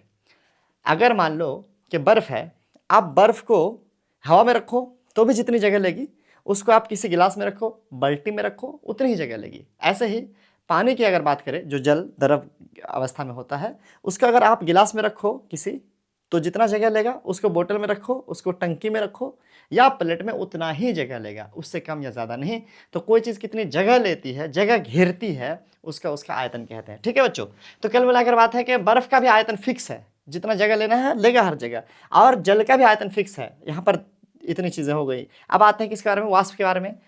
इसका स्थान में फैल जाने के गुण प्रदर्शित करता है, ये बहुत ज़्यादा फैलता है, आकार धारण नहीं करता। इसका मतलब इसका आकार क्या है, अब जो हमारा वाष्प है उसका आकार क्या है, इसका आकार निश्चित, इसका भी आकार निश्चित नहीं है। आगे बढ़ते हैं, ठीक है। जल वाष्प सामान्य पर भी विद्यमान रहते हैं, यद्यपि ये हमारे लिए अदृश्य है, ये हमारे आसपास की वायु में विद्यमान है। कपड़े सुखाने या फर्श पर पोंछा लगाने जैसी गतिविधियों से वाष्पित होने वाला जल हमारे चारों ओर की वायु में जल वाष्पित में योगदान देता है। अब क्या कह रहा है यहाँ पे, ये पानी आया कहाँ से, हमारे आसपास में ही जल वाष्प हमेशा बनता रहता है। जैसे कपड़े सुखाते हैं, खाना बनाते हैं, तो हमारा उसमें से जो जल होता है वो उड़ता है, हवा में जाता है, जिसकी वजह से हवा में जल विद्यमान होता है वाष्प के फॉर्म में, ठीक है। मतलब हमारे क्रियाकलाप की वजह से, या जैसे आपने गड्ढे का पानी सूखते हुए देखा वाष्पीकरण के कारण, जो सूरज की गर्मी से वाष्पीकरण हुआ था, तो कहने का मतलब है कि इस तरीके से जल वाष्प हवा में आता है, ठीक है। अब यहाँ पर और कुछ एक चीज़ आप समझ लो, दो हमने चीज़ें डिस्कस करी हैं, एक तो है आकार और एक तो है आयतन। जो हमारा ठोस अवस्था उसका आकार क्या है, निश्चित है, और आयतन भी निश्चित है। जो हमारा द्रव अवस्था है उसमें आकार निश्चित नहीं है लेकिन आयतन निश्चित है। जो हमारा गैस अवस्था है उसमें आकार भी निश्चित नहीं है, किधर भी फैल जाएगा गैस, और आयतन भी निश्चित नहीं है। इतना ही पानी जो है, मतलब वाष्प, इतना ही वाष्प एक जग में भी रह सकता है, या आप हंडी में ढक के रखे थे तो इतना सारा वाष्प था ढका हुआ, कुकर खोले, हंडी खोले कि फैल गया पूरे रूम में। कहने का मतलब है कि उसका आयतन भी निश्चित नहीं है, कितनी जगह लेगा वो भी निश्चित नहीं है। आगे बढ़ते हैं, अपने आसपास देखें और ठोस पदार्थ के कुछ उदाहरण खोजें। ठोस पदार्थ के कुछ उदाहरण पत्थर, लकड़ी, लोहा, ये सब है, सबको पता है। यहाँ पर आप कह रहा है कि 3 अवस्था पर अन्य पदार्थ भी इन अवस्था को, हाँ, मोम, तेल और घी, ये भी चीज़ क्या करता है सर, ये तीनों अवस्था प्रदर्शित करता है, यानी ठोस, तरल, गैस का। जैसे मोम है, इसको पिघालिएगा ना तो लिक्विड हो जाएगा, उसको और जलाइएगा तो गैस हो जाएगा। तेल के साथ भी ऐसा है, नारियल तेल देखे होंगे, जम गए होंगे तो सॉलिड अवस्था में है, उसको अगर आप क्या करिएगा, गर्म कीजिएगा तो वो लिक्विड अवस्था में आ जाता है। ऐसे घी के साथ भी, घी भी आपने जमा हुआ देखा होगा, सॉलिड, लिक्विड, गैस घी में भी हो सकता है, ठीक है। आगे बढ़ते हैं।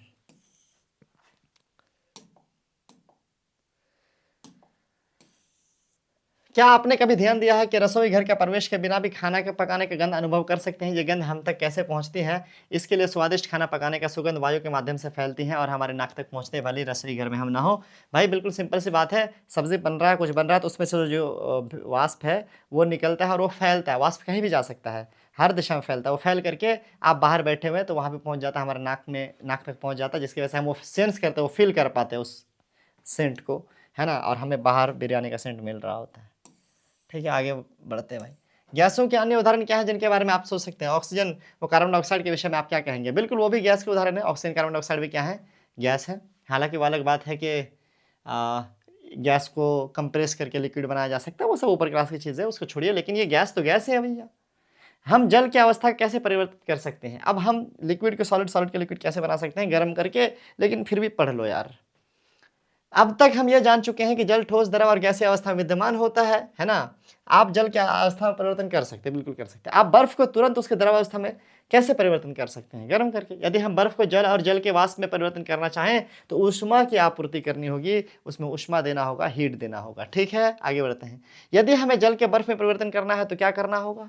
जल को बर्फ में परिवर्तन करना तो ठंडा करना होगा, उसमें से ऊष्मा निकाल लेना होगा, है कि नहीं है। जल को ठंडे वातावरण जैसे कि हिमीकरण यंत्र यानी फ्रीजर में रखना होगा, है ना। उसके अलावा कि जल जम जाता है और बर्फ में परिवर्तित हो जाता है ना। इस तरह करने से बर्फ बाहर निकलने पर पिघल जाता है और कतिपय जल में परिवर्तित हो जाता है। बर्फ को हमने फ्रिज में रखा, सॉरी, पानी को हमने फ्रिज में रखा, बर्फ बन गया। बर्फ को हमने बाहर रखा तो क्या हो गया, पिघल करके पानी बन गया। ये ऊष्मा की वजह से है। क्या आप जल के अलावा पुनः अन्य उदाहरण सोच सकते हैं जिसको ठोस द्रव में परिवर्तित किया जा सकता है? बिल्कुल, मोम के बारे में मैंने कहा ऐसा ही होता है। हमने तेल के बारे में कहा कि ऐसा होता है कि तेल भी क्या हो जाता है, नारियल तेल वगैरह, इवन कि डालडा वगैरह जम जाता है। वायुमंडल या जल जनित्र AWG मशीनें पीने योग्य जल बनाने के लिए आर्द्र वायु से जल एकत्रित करती हैं। यह कार्य वायु को ठंडा कर जल, भाई ये बहुत इंपॉर्टेंट चीज़ है। ये जो AWG चीज़ है, ये जो मशीन है, आप सर्च करना इंटरनेट पे, एक मशीन है, बड़ा सा साइज़ का होता है, बहुत सारी जगह पे इसका इस्तेमाल किया जाता है। वायुमंडल में जो हवा में जो पानी मौजूद है ना, उस पानी को ये जमा करके पीने योग्य पानी निकालता है। यानी हवा से पानी जो है जमा कर रहा है, हवा से। समझ रहे हो? हवाबाजी देख रहे हो? मतलब जैसे तुमने वो देखा ना कि गिलास में अंदर में बर्फ़ डालने के बाद बाहर से जो पानी आ गया था ना, वैसा ही कुछ सिस्टम इसमें होता है। आप इसके बारे में इंटरनेट पर और देख लेना, काफ़ी अच्छी चीज़ है। और ये बना, हम घर पे भी चाहे तो ऐसा कुछ बना सकते हैं, लेकिन उतना यूज़फुल नहीं होगा, बाहर में होता है। मोमबत्ती वगैरह कह दिया कि उदाहरण, हम मोमबत्ती के मोम को द्रव अवस्था में कैसे बदल सकते हैं? गर्म करके। हम द्रव मोम को ठोस में कैसे बदल सकते हैं? ठंडा करके। हमें द्रव मोम को ठोस में बदलने के लिए उसे ठंडा करना होगा। आपने अन्य कौन से द्रव पदार्थ देखे हैं जो ठोस में परिवर्तित हो जाते हैं? क्या आपने शीतकाल में नारियल तेल के ठोस अवस्था में परिवर्तित होते देखा है? बिल्कुल, जवाब है यस, हमने देखा है। तो ये वही सब चीज़ें, इसलिए मैं स्पीडली पढ़ रहा हूँ। हम आता देख सकते हैं कि पानी व अन्य पदार्थ गर्म और ठंडा करने पर अपनी अवस्था बदल लेते हैं। ठोस के द्रव अवस्था में परिवर्तित होने के प्रक्रम को पिघलना कहते हैं बच्चों। एक और नई चीज क्या आ गई यहाँ पर कि ठोस के द्रव अवस्था में परिवर्तन होने के प्रक्रम को पिघलना कहते हैं। संघनन था, द्रव जब क्या बन जाता था, गैस जब द्रव बन जाता था वो संघनन हो गया था। अब ठोस क्या बन जा रहा है सर? ठोस द्रव बन जा रहा है। देखो ठोस क्या बन जा रहा है? द्रव बन जा रहा है। क्या बन जा रहा है? द्रव बन जा रहा है। तो इसको हम लोग क्या कहते हैं? इसको हम लोग कहते हैं पिघलना। क्या कहते हैं? पिघलना। ठीक है। द्रव के ठोस अवस्था में परिवर्तन होने के प्रक्रिया में हिमीकरण कहलाते हैं। अब यहाँ पर क्या कह रहा है?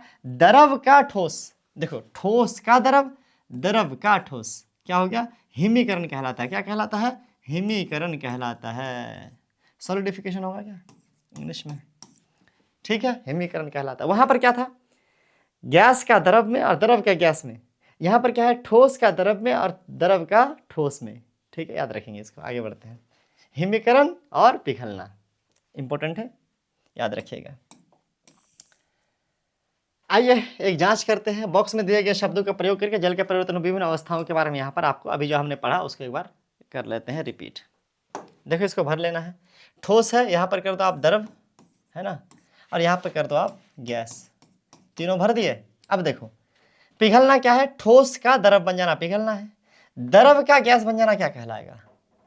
द्रव का गैस बन जाना वाष्पीकरण कहलाएगा। क्या कहलाएगा? वाष्पीकरण कहलाएगा, है कि नहीं है?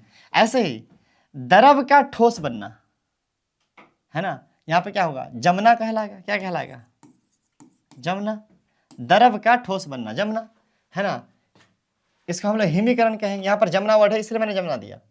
उसके अलावा गैस का द्रव बनना संघनित होना। गैस का द्रव बनना क्या हो जाएगा? संघनित होना। ठीक है, यानी हम इसको ये कह सकते हैं कि हिमीकरण, हिमीकरण, और इसको हम क्या कह सकते हैं? संघनन। क्या कह सकते हैं? संघनन। इसको आप लिख लेना कॉपी में, सॉरी कॉपी में, किताब में ही लिख लेना, कोई बात नहीं। ठीक है, पिघलना है और वाष्पीकरण है। वाष्पीकरण तो मैंने लिख ही दिया। पिघलना का हम क्या कह सकते हैं? द्रवीकरण लिख सकते हैं क्या? चलो खैर यही लिखना, पिघलना लिखने दो, कोई दिक्कत नहीं है। ठीक है, कुल मिलाकर के बात यह कि इंपॉर्टेंट है, आपको याद कर लेना है। पूछा जाता है एग्जाम में, एग्जाम के पॉइंट ऑफ व्यू से भी बहुत इंपॉर्टेंट है। आपको खाली जगह सही जवाब, सही गलत, ट्रू फॉल्स टाइप का कुछ भी दे सकता है इसमें कि द्रव का गैस में परिवर्तन होना क्या कहला सकता है, गैस का द्रव में परिवर्तन क्या कहलाता है, द्रव का ठोस में परिवर्तन क्या कहलाता है। ये आपको इंपॉर्टेंट है, इसको ध्यान रखना। मैं बार बार पॉइंट आउट कर रहा हूँ कि इंपॉर्टेंट है। अगला, जल के तीव्र या धीमी गति से कैसे वाष्पित किया जा सकता है।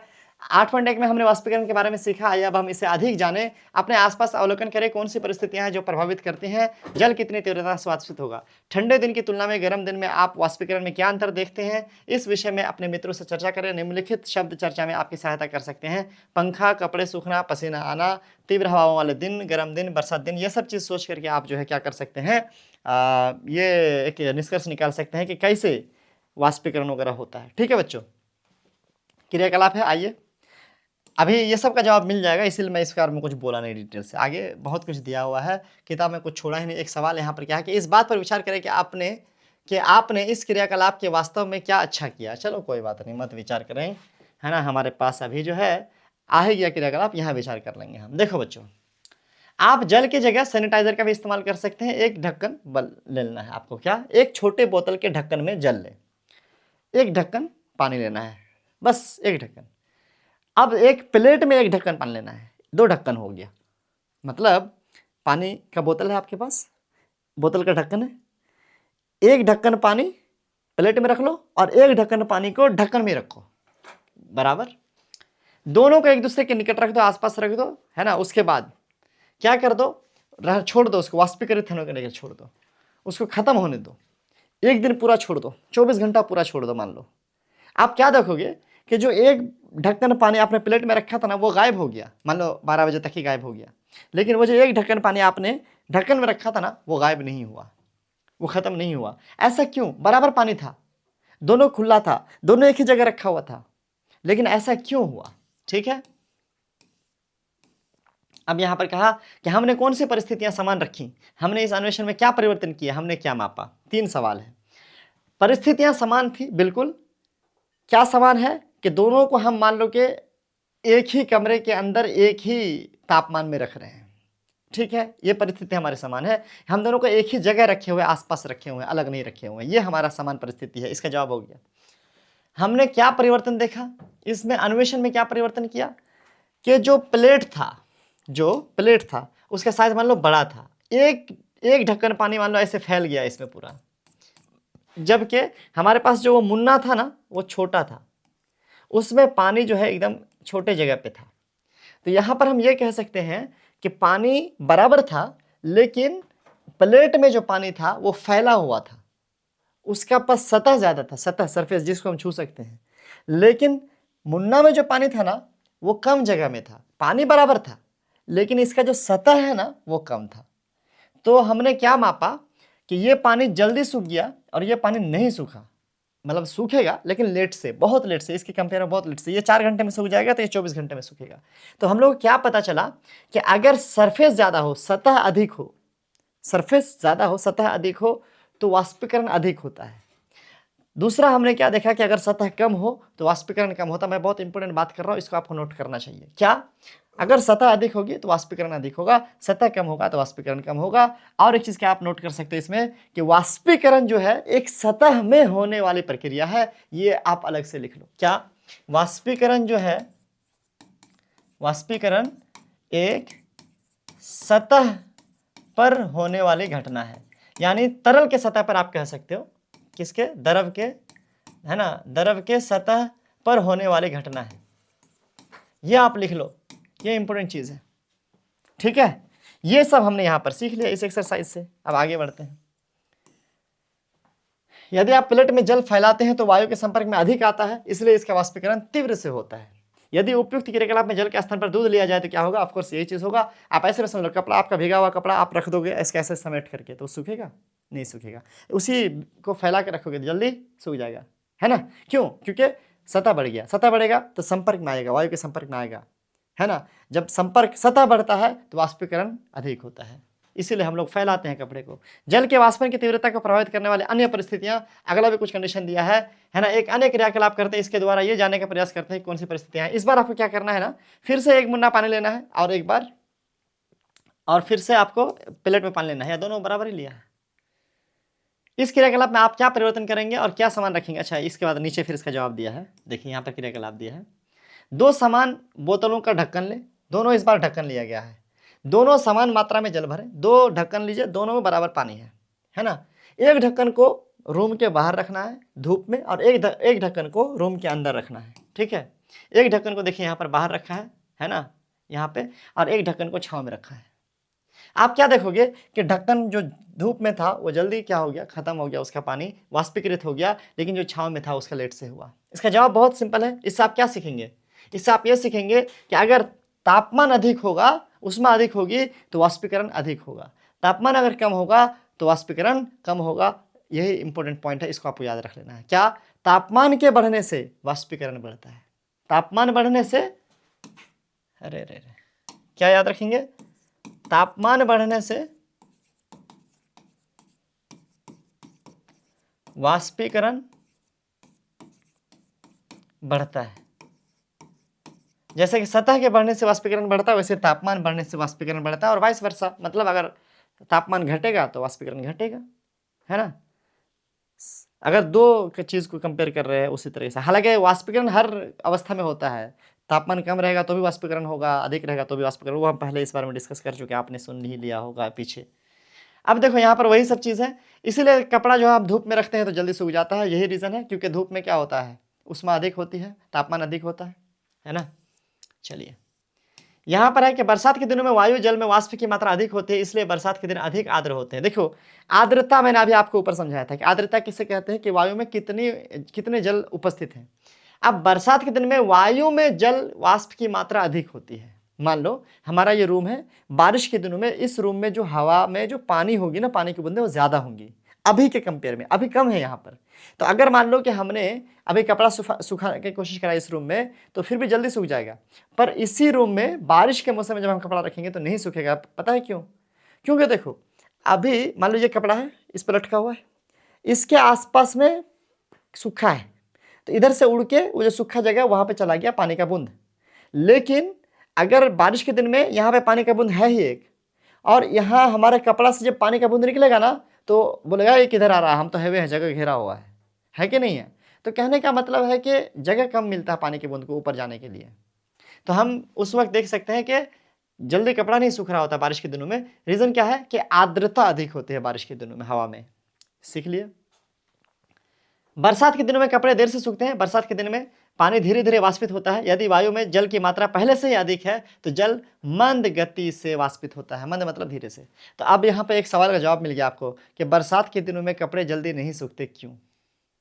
ठीक है, इसका जवाब यहाँ पर आपको मिल गया। ये पूरा आप क्या कर लोगे, लिख दोगे, है ना। इसका आपका आंसर हो जाएगा। आगे बढ़ते हैं सर। यदि आप बरसात के दिन में अपने कपड़ा सुखाना चाहते हो तो आप इन्हें तेजी से कैसे सुखा सकते हैं, हवा चला करके सुखा सकते हैं हम। कैसे, या हम आर्द्रता मतलब धूप में तापमान बढ़ा करके, ज़्यादा फैला करके, हमारे पास यही है और कुछ नहीं है।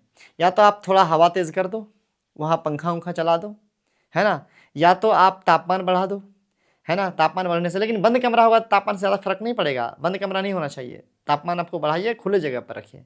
और दूसरी बात क्या है, तीसरी चीज़ क्या है कि सरफेस फैलाओ, जितना हो सके फैला के रखो। यही सब कर सकते हैं। आगे बढ़ते हैं। शीतलन प्रभाव लास्ट टॉपिक है आई थिंक, है ना हमारा। नहीं, इसके बाद ये भी होगा, क्या बोलते हैं, वर्षा चक्र भी होगा। चलो शीतलन प्रभाव देखते हैं हम। आवे की माँ ने पीने का जल रखने के लिए स्टेनलेस स्टील के बर्तन की जगह मिट्टी का मटका खरीदा। विद्यालय से लौटने पर आवे ने मिट्टी के मटके पर ध्यान दिया और उसमें जल पिया। जल पीकर आवे आश्चर्य व्यक्त करती है और पूछती है कि मिट्टी के मटके में जल इतना ठंडा क्यों है। मैंने जल को स्टेनलेस स्टील के बर्तन में कभी ठंडा होते नहीं पाया। आपके विचार में इसके क्या कारण है। देखो, सिंपल सी बात है, मिट्टी के बर्तन में क्या होता है कि पानी रिसता है। पानी रिस करके आता है थोड़ा बाहर, मिट्टी के बर्तन के बाहर, और वहाँ से होता है उसका वाष्पीकरण, यानी वहाँ से उड़ता है। ठीक है, तो जो पानी, जो मिट्टी का बर्तन है वो गर्म नहीं होता है। जब उसके ऊपर कोई हीट आया, मैं इसको थोड़ा फोटो समझा देता हूँ। मान लो कि ये मिट्टी का बर्तन है, ठीक है, अरे जैसा ही फोटो है। अब इधर से मान लो हीट आया, उष्मा आया, तो इसको गर्म करेगा तब ना अंदर का पानी गर्म होगा। लेकिन पानी इसके सरफेस पे ही है, सपोज करो। अब जो गर्मी इधर बाहर से आया, वो ये जो पानी है वही गर्म होकर के उड़ गया, यानी वो हीट लेकर के फिर बाहर उड़ गया, फिर अंदर से पानी बाहर चला गया। फिर जो गर्मी आया वो बाहर का सतह का पानी फिर अब उसकी उष्मा लेकर के वाष्पीकृत होकर के उड़ गया। तो वो अंदर का पानी गर्म ही नहीं हो पा रहा ना, बाहर ही जो पानी रिस करके गया है वही पानी उस उष्मा का उपयोग करके वाष्पीकृत हो जा रहा है।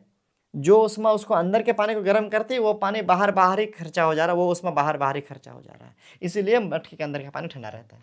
अब मैं समझ सकती हूँ कि पंखे के नीचे बैठने से हम ठंडक क्यों अनुभव होती है। पंखे की हवा पसीना को वाष्पित करता है और हमें ठंडा अनुभव कराता है। बिल्कुल सही बात है। मान लो यहाँ पर हमारे इसमें ये गंजे में मान लो पसीना है, पंखा हम बैठे, अब ये जो हमारा अंदर की गर्मी है उसको उष्मा को लिया वो कौन, पसीना, और हवा चलने की वजह से हमारा वाष्पीकरण बढ़ा, और जिसकी वजह से हमारे शरीर से पसीना वाष्पीकृत होकर के उड़ा। और वो क्या लेकर के उड़ा, तो हमारे शरीर का तापमान लेके उड़ा, गर्मी लेकर के उड़ा। इसलिए हमें क्या फील होता है, ठंडा फील होता है। ठीक है, चलिए। जल बर्तन की सतह से बाहर रिसता है और वाष्पित हो जाता है, जिससे जल शीतलन का प्रभाव पड़ता है। शीतलन प्रभाव के अन्य उदाहरण क्या है। ग्रीष्मकाल में फर्श और छत को ठंडा करने के लिए जल छिड़काव करते हैं। गाड़ी हम लोग का सीट धूप में खड़ा रहने की वजह से क्या होता है, गर्म हो जाता है, तो हम लोग उसमें पानी छिड़कते हैं और पोंछ देते हैं, तो वो पानी जो वाष्पीकृत होकर उड़ता है, तो जो हमारा सीट है गाड़ी का, उसको जो है गर्मी को लेकर के उड़ता है, जिसकी वजह से वो ठंडा हो जाता है। इसी प्रभाव को हम लोग शीतलन प्रभाव कहते हैं। ठीक है बच्चों, आप इसको एक बार फिर रीड भी कर लेना अच्छे से, वैसे ज़रूरत नहीं पड़ेगी, मैंने तो आपको अच्छे से समझाने की यहाँ पे कोशिश की है। जब आप अपने हाथों से सैनिटाइजर लगाते हैं तो उसका कैसा महसूस होता है, ठंडा महसूस होता है। क्यों, क्योंकि वो क्या होता है, इस हाथ की गर्मी को लेकर के वाष्पीकृत हो जाता है ना, उड़ जाता है। जैसे ही किसी को हीट मिलेगा, उसमें मिलेगा, समझ लो एनर्जी मिल गई, पावर मिल गया, उड़ेगा। पैसा होता है किसी के पास तो उड़ता है ना, कोई कैसे, उसके पास पावर है ना। ठीक है, जितना ज़्यादा पैसा उतना ज़्यादा उड़ेगा, वही पावर है। नहीं, कहने का मतलब है कि हाथ में जैसे कि पानी रखे ना या सैनिटाइजर रखे ना, तो वो हाथ की जो गर्मी है ना उसको लेकर के उड़ेगा, वही उसका पावर हुआ, है कि नहीं है। अब इसका और डिटेल कंसेप्ट आप ऊपर क्लास में समझोगे, एनर्जी का क्या रोल है ना। अभी इतना समझ लो कि सैनिटाइजर लगाने पर ठंडा इसलिए महसूस होता है क्योंकि वहाँ पे वाष्पीकरण होता है, तो वो उष्मा को लेकर के वाष्पीकृत होता है, और उष्मा तो चाहिए वाष्पीकरण होने के लिए। यस, इसीलिए तो सरफेस वाली घटना है ये। चलिए, ये क्रियाकलाप दिया है आपको, एक गमला लेना है, एक छोटा गमला लेना है, इसमें 2 गमला है, आप देख लो, ठीक है। एक ना,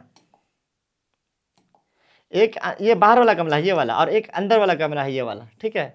बालू भरना है हर एक साइड से, नीचे से साइड से भर देना है। उसमें आप सब्जी उब्जी रख सकते हो। एक ढक्कन है, आप ये ढक्कन के उसके ऊपर बैठा दो, या ये बोरी है उसको भिगा करके रखो। ये जो आप जो ये बालू डालोगे ना, ये बालू आप इसमें पानी डाल देना थोड़ा थोड़ा, इस बालू में क्या कर देना, पानी डाल देना, और इसमें आप सब्जी उब्जी रखना, तो ये एकदम फ्रिज की तरह काम करेगा। हफ्ता दिन तक आपका जो सब्जी उब्जी है वो ताज़ा रहेगा, वो नहीं सूखेगा। तो आपके घर में अगर फ्रीजर नहीं है तो आप ऐसा बड़ा सा मिट्टी का बर्तन लेकर के 2 ठो, एक ठो बाहर से, फिर बालू, फिर अंदर से एक ठो बर्तन और एक ठो ढक्कन, ऐसा बना देना, और घर पे आप हफ्ते दिन तक सब्जी को क्या रखना, ताज़ा रखना बच्चों। ऐसा इसलिए होता है क्योंकि जो बाहर की गर्मी है वो अंदर सब्जी तक पहुँच नहीं पाती है, वो वाष्पीकृत होता है, इससे पानी रिसाव बाहर की ओर होता है, और जो बाहर की गर्मी है वो उस पानी को ही गर्म करके उड़ाने का काम करता है, वो गर्मी अंदर तक नहीं पहुंच पाता है। आई होप कि इट इज़ सो क्लियर। अगर नहीं हुआ तो एक बार फिर से आप घैला वाला एग्जाम्पल देखो, आप समझ जाओगे। हम आगे बढ़ते हैं, ठीक है बच्चों। इसको वही लिखा हुआ है। अब यहाँ पर क्या कह रहा है, गमलों के पॉट इन पॉट कूलर, इसको पॉट इन पॉट कूलर, पॉट इन पॉट मतलब बर्तन के अंदर बर्तन, पॉट इन पॉट कूलर जो है ठंडा होने के लिए 4-5 घंटे का समय दे। ये समय सीमा के स्थितियों में प्रभावित हो सकते हैं। अवलोकन पर चर्चा करके इस प्रकार गमलों के अंदर शीतलन प्रभाव पैदा हो गया। गमला के अंदर क्या प्रभाव पैदा हो गया, शीतलन प्रभाव पैदा हो गया, ठंडा करने की क्षमता, शीतलन प्रभाव है ना पैदा हुआ वहां पर। ठीक है बच्चों, आगे बढ़ते हैं। अब यहाँ पर कहते हैं कि जिस तरीके से कूलर वूलर में रखते हैं ना, कूलर में रखे फलों और साग भाजी को ताजगी के जांच के लिए उनका 1 सप्ताह तक प्रतिदिन अवलोकन कीजिए।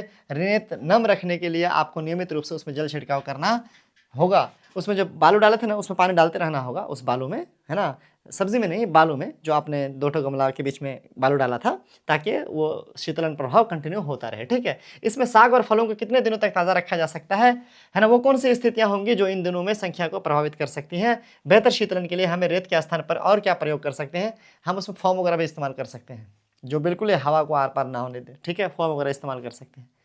सीट, साइकिल का सीट इस्तेमाल कर सकते हैं, है कि नहीं, साइकिल वाला सीट नहीं होता, वैसा वाला सीट इस्तेमाल कर सकते हैं बालू की जगह पे, उसमें पानी डाल देंगे तो वो भी बहुत अच्छा काम करेगा। ठीक है। अनोखे मिट्टी के पात्र से परिचित होंगे जिसे सुराही कहा जाता है। ग्रीष्म काल में सुराही का उपयोग जल ठंडा रखने के लिए किया जाता है। सुराही, है ना, इस तरह का कुछ होता है सिस्टम उसमें भी, सुराही में भी, जो जल को क्या करता है, ठंडा रखता है। बादल हमें वर्षा कैसे देते हैं, यहाँ पे एक अलग टॉपिक और शुरू होता है बच्चों, है ना। क्या, संघनन जल को पृथ्वी के सतह पर वापस लाने के प्रक्रम में एक महत्वपूर्ण भूमिका निभाता है। संघनन जल मतलब गैस से जो द्रव बना है वो जल पृथ्वी के सतह पर वापस लाने के प्रक्रम में एक महत्वपूर्ण भूमिका निभाता है। यह कैसे होता है, जैसे जैसे वायु धरती की सतह से ऊपर उठती है तो ठंडी होती जाती है। ये एक निश्चित ऊंचाई पर वायु इतनी ठंडी हो जाती है कि उसमें उपस्थित जल वाष्प, छोटे छोटे जल के बूंद जल कणिकाएं में परिवर्तन हो जाती है। अब यह क्या कह रहा है, हम देख रहे हैं कपड़े सुखा रहे, खाना बना रहे हैं, जो पानी की बूंदें हैं वो उड़ के हवा में चली जा रही हैं। अब समझ लो ऐसे उड़ के जाते रहे वापस कभी नहीं आया तो सब तो उड़ के चला जाएगा भैया, खर्चा हो जाएगा नहीं पानी। ऊपर में ही कथन दिया हुआ था कि बारिश ना हो तो महासागर भी सूख जाएगा।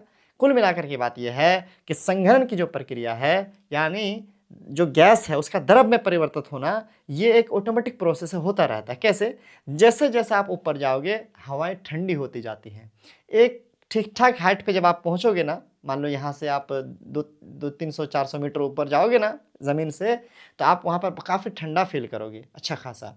तो उस ठंडे अवस्था में क्या होता है कि जो भी पानी यहाँ से उड़ के गया है वो पानी गैस के रूप में था, द्रव के रूप में परिवर्तित हो जाता है ठंडापन के कारण। जैसा कि हमने गिलास वाले एग्जाम्पल में देखा कि कैसे बर्फ़ वाला गिलास जो है जिसके अंदर बर्फ़ रखा था, बाहर पानी उसमें कैसे सट रहा था, हवा का वायु जो है, वायु में उपस्थित पानी की बूंदें उसमें क्या हो रही थी, संघनित हो रही थी। वैसा ही प्रक्रिया हवा में होता है कुछ ऊंचाई पे जाकर के, यहाँ पर वही लिखा हुआ है। और फिर ये आपस में धूल के कणों के आसपास बनते हैं। ये बहुत इंपॉर्टेंट पॉइंट है। क्या, मान लो ये धूल का कण है, इस धूल के कण के आसपास क्या होगा सर, इस धूल के कण के आसपास जमा होगा, इस धूल के कण के आसपास पानी जमा होगा। धूल के कण के आसपास पानी जमा होगा। ये बहुत इंपॉर्टेंट पॉइंट है, आगे काम आएगा, देखिएगा। ये छोटी जल कणिकाएं वायु में तैरती रहती हैं और बादल के रूप में दिखाई देती हैं। बहुत सी जल कणिकाएं आपस में मिलकर जल की बड़ी बूंदें बनाती हैं। इनमें से कुछ बूंदें इतनी भारी हो जाती हैं कि वो नीचे गिरने लगती हैं। इन गिरती हुई बूंदों को हम वर्षा कहते हैं। विशेष परिस्थितियों में यह ओला या हिम के रूप में भी गिर सकता है। अब क्या कह रहा है कि ये जल की बूंदें छोटी छोटी छोटी छोटी बहुत छोटी छोटी बूंदें आपस में मिल मिल करके बड़ी बूंदें बनती हैं और भारी हो जाती हैं और बारिश के रूप में नीचे आती हैं, टकराती हैं आपस में, बादलें एक दूसरे से। प्रोसेस है, लेकिन आप मोटा मोटे समझ लो जो यहाँ पर लिखा हुआ है।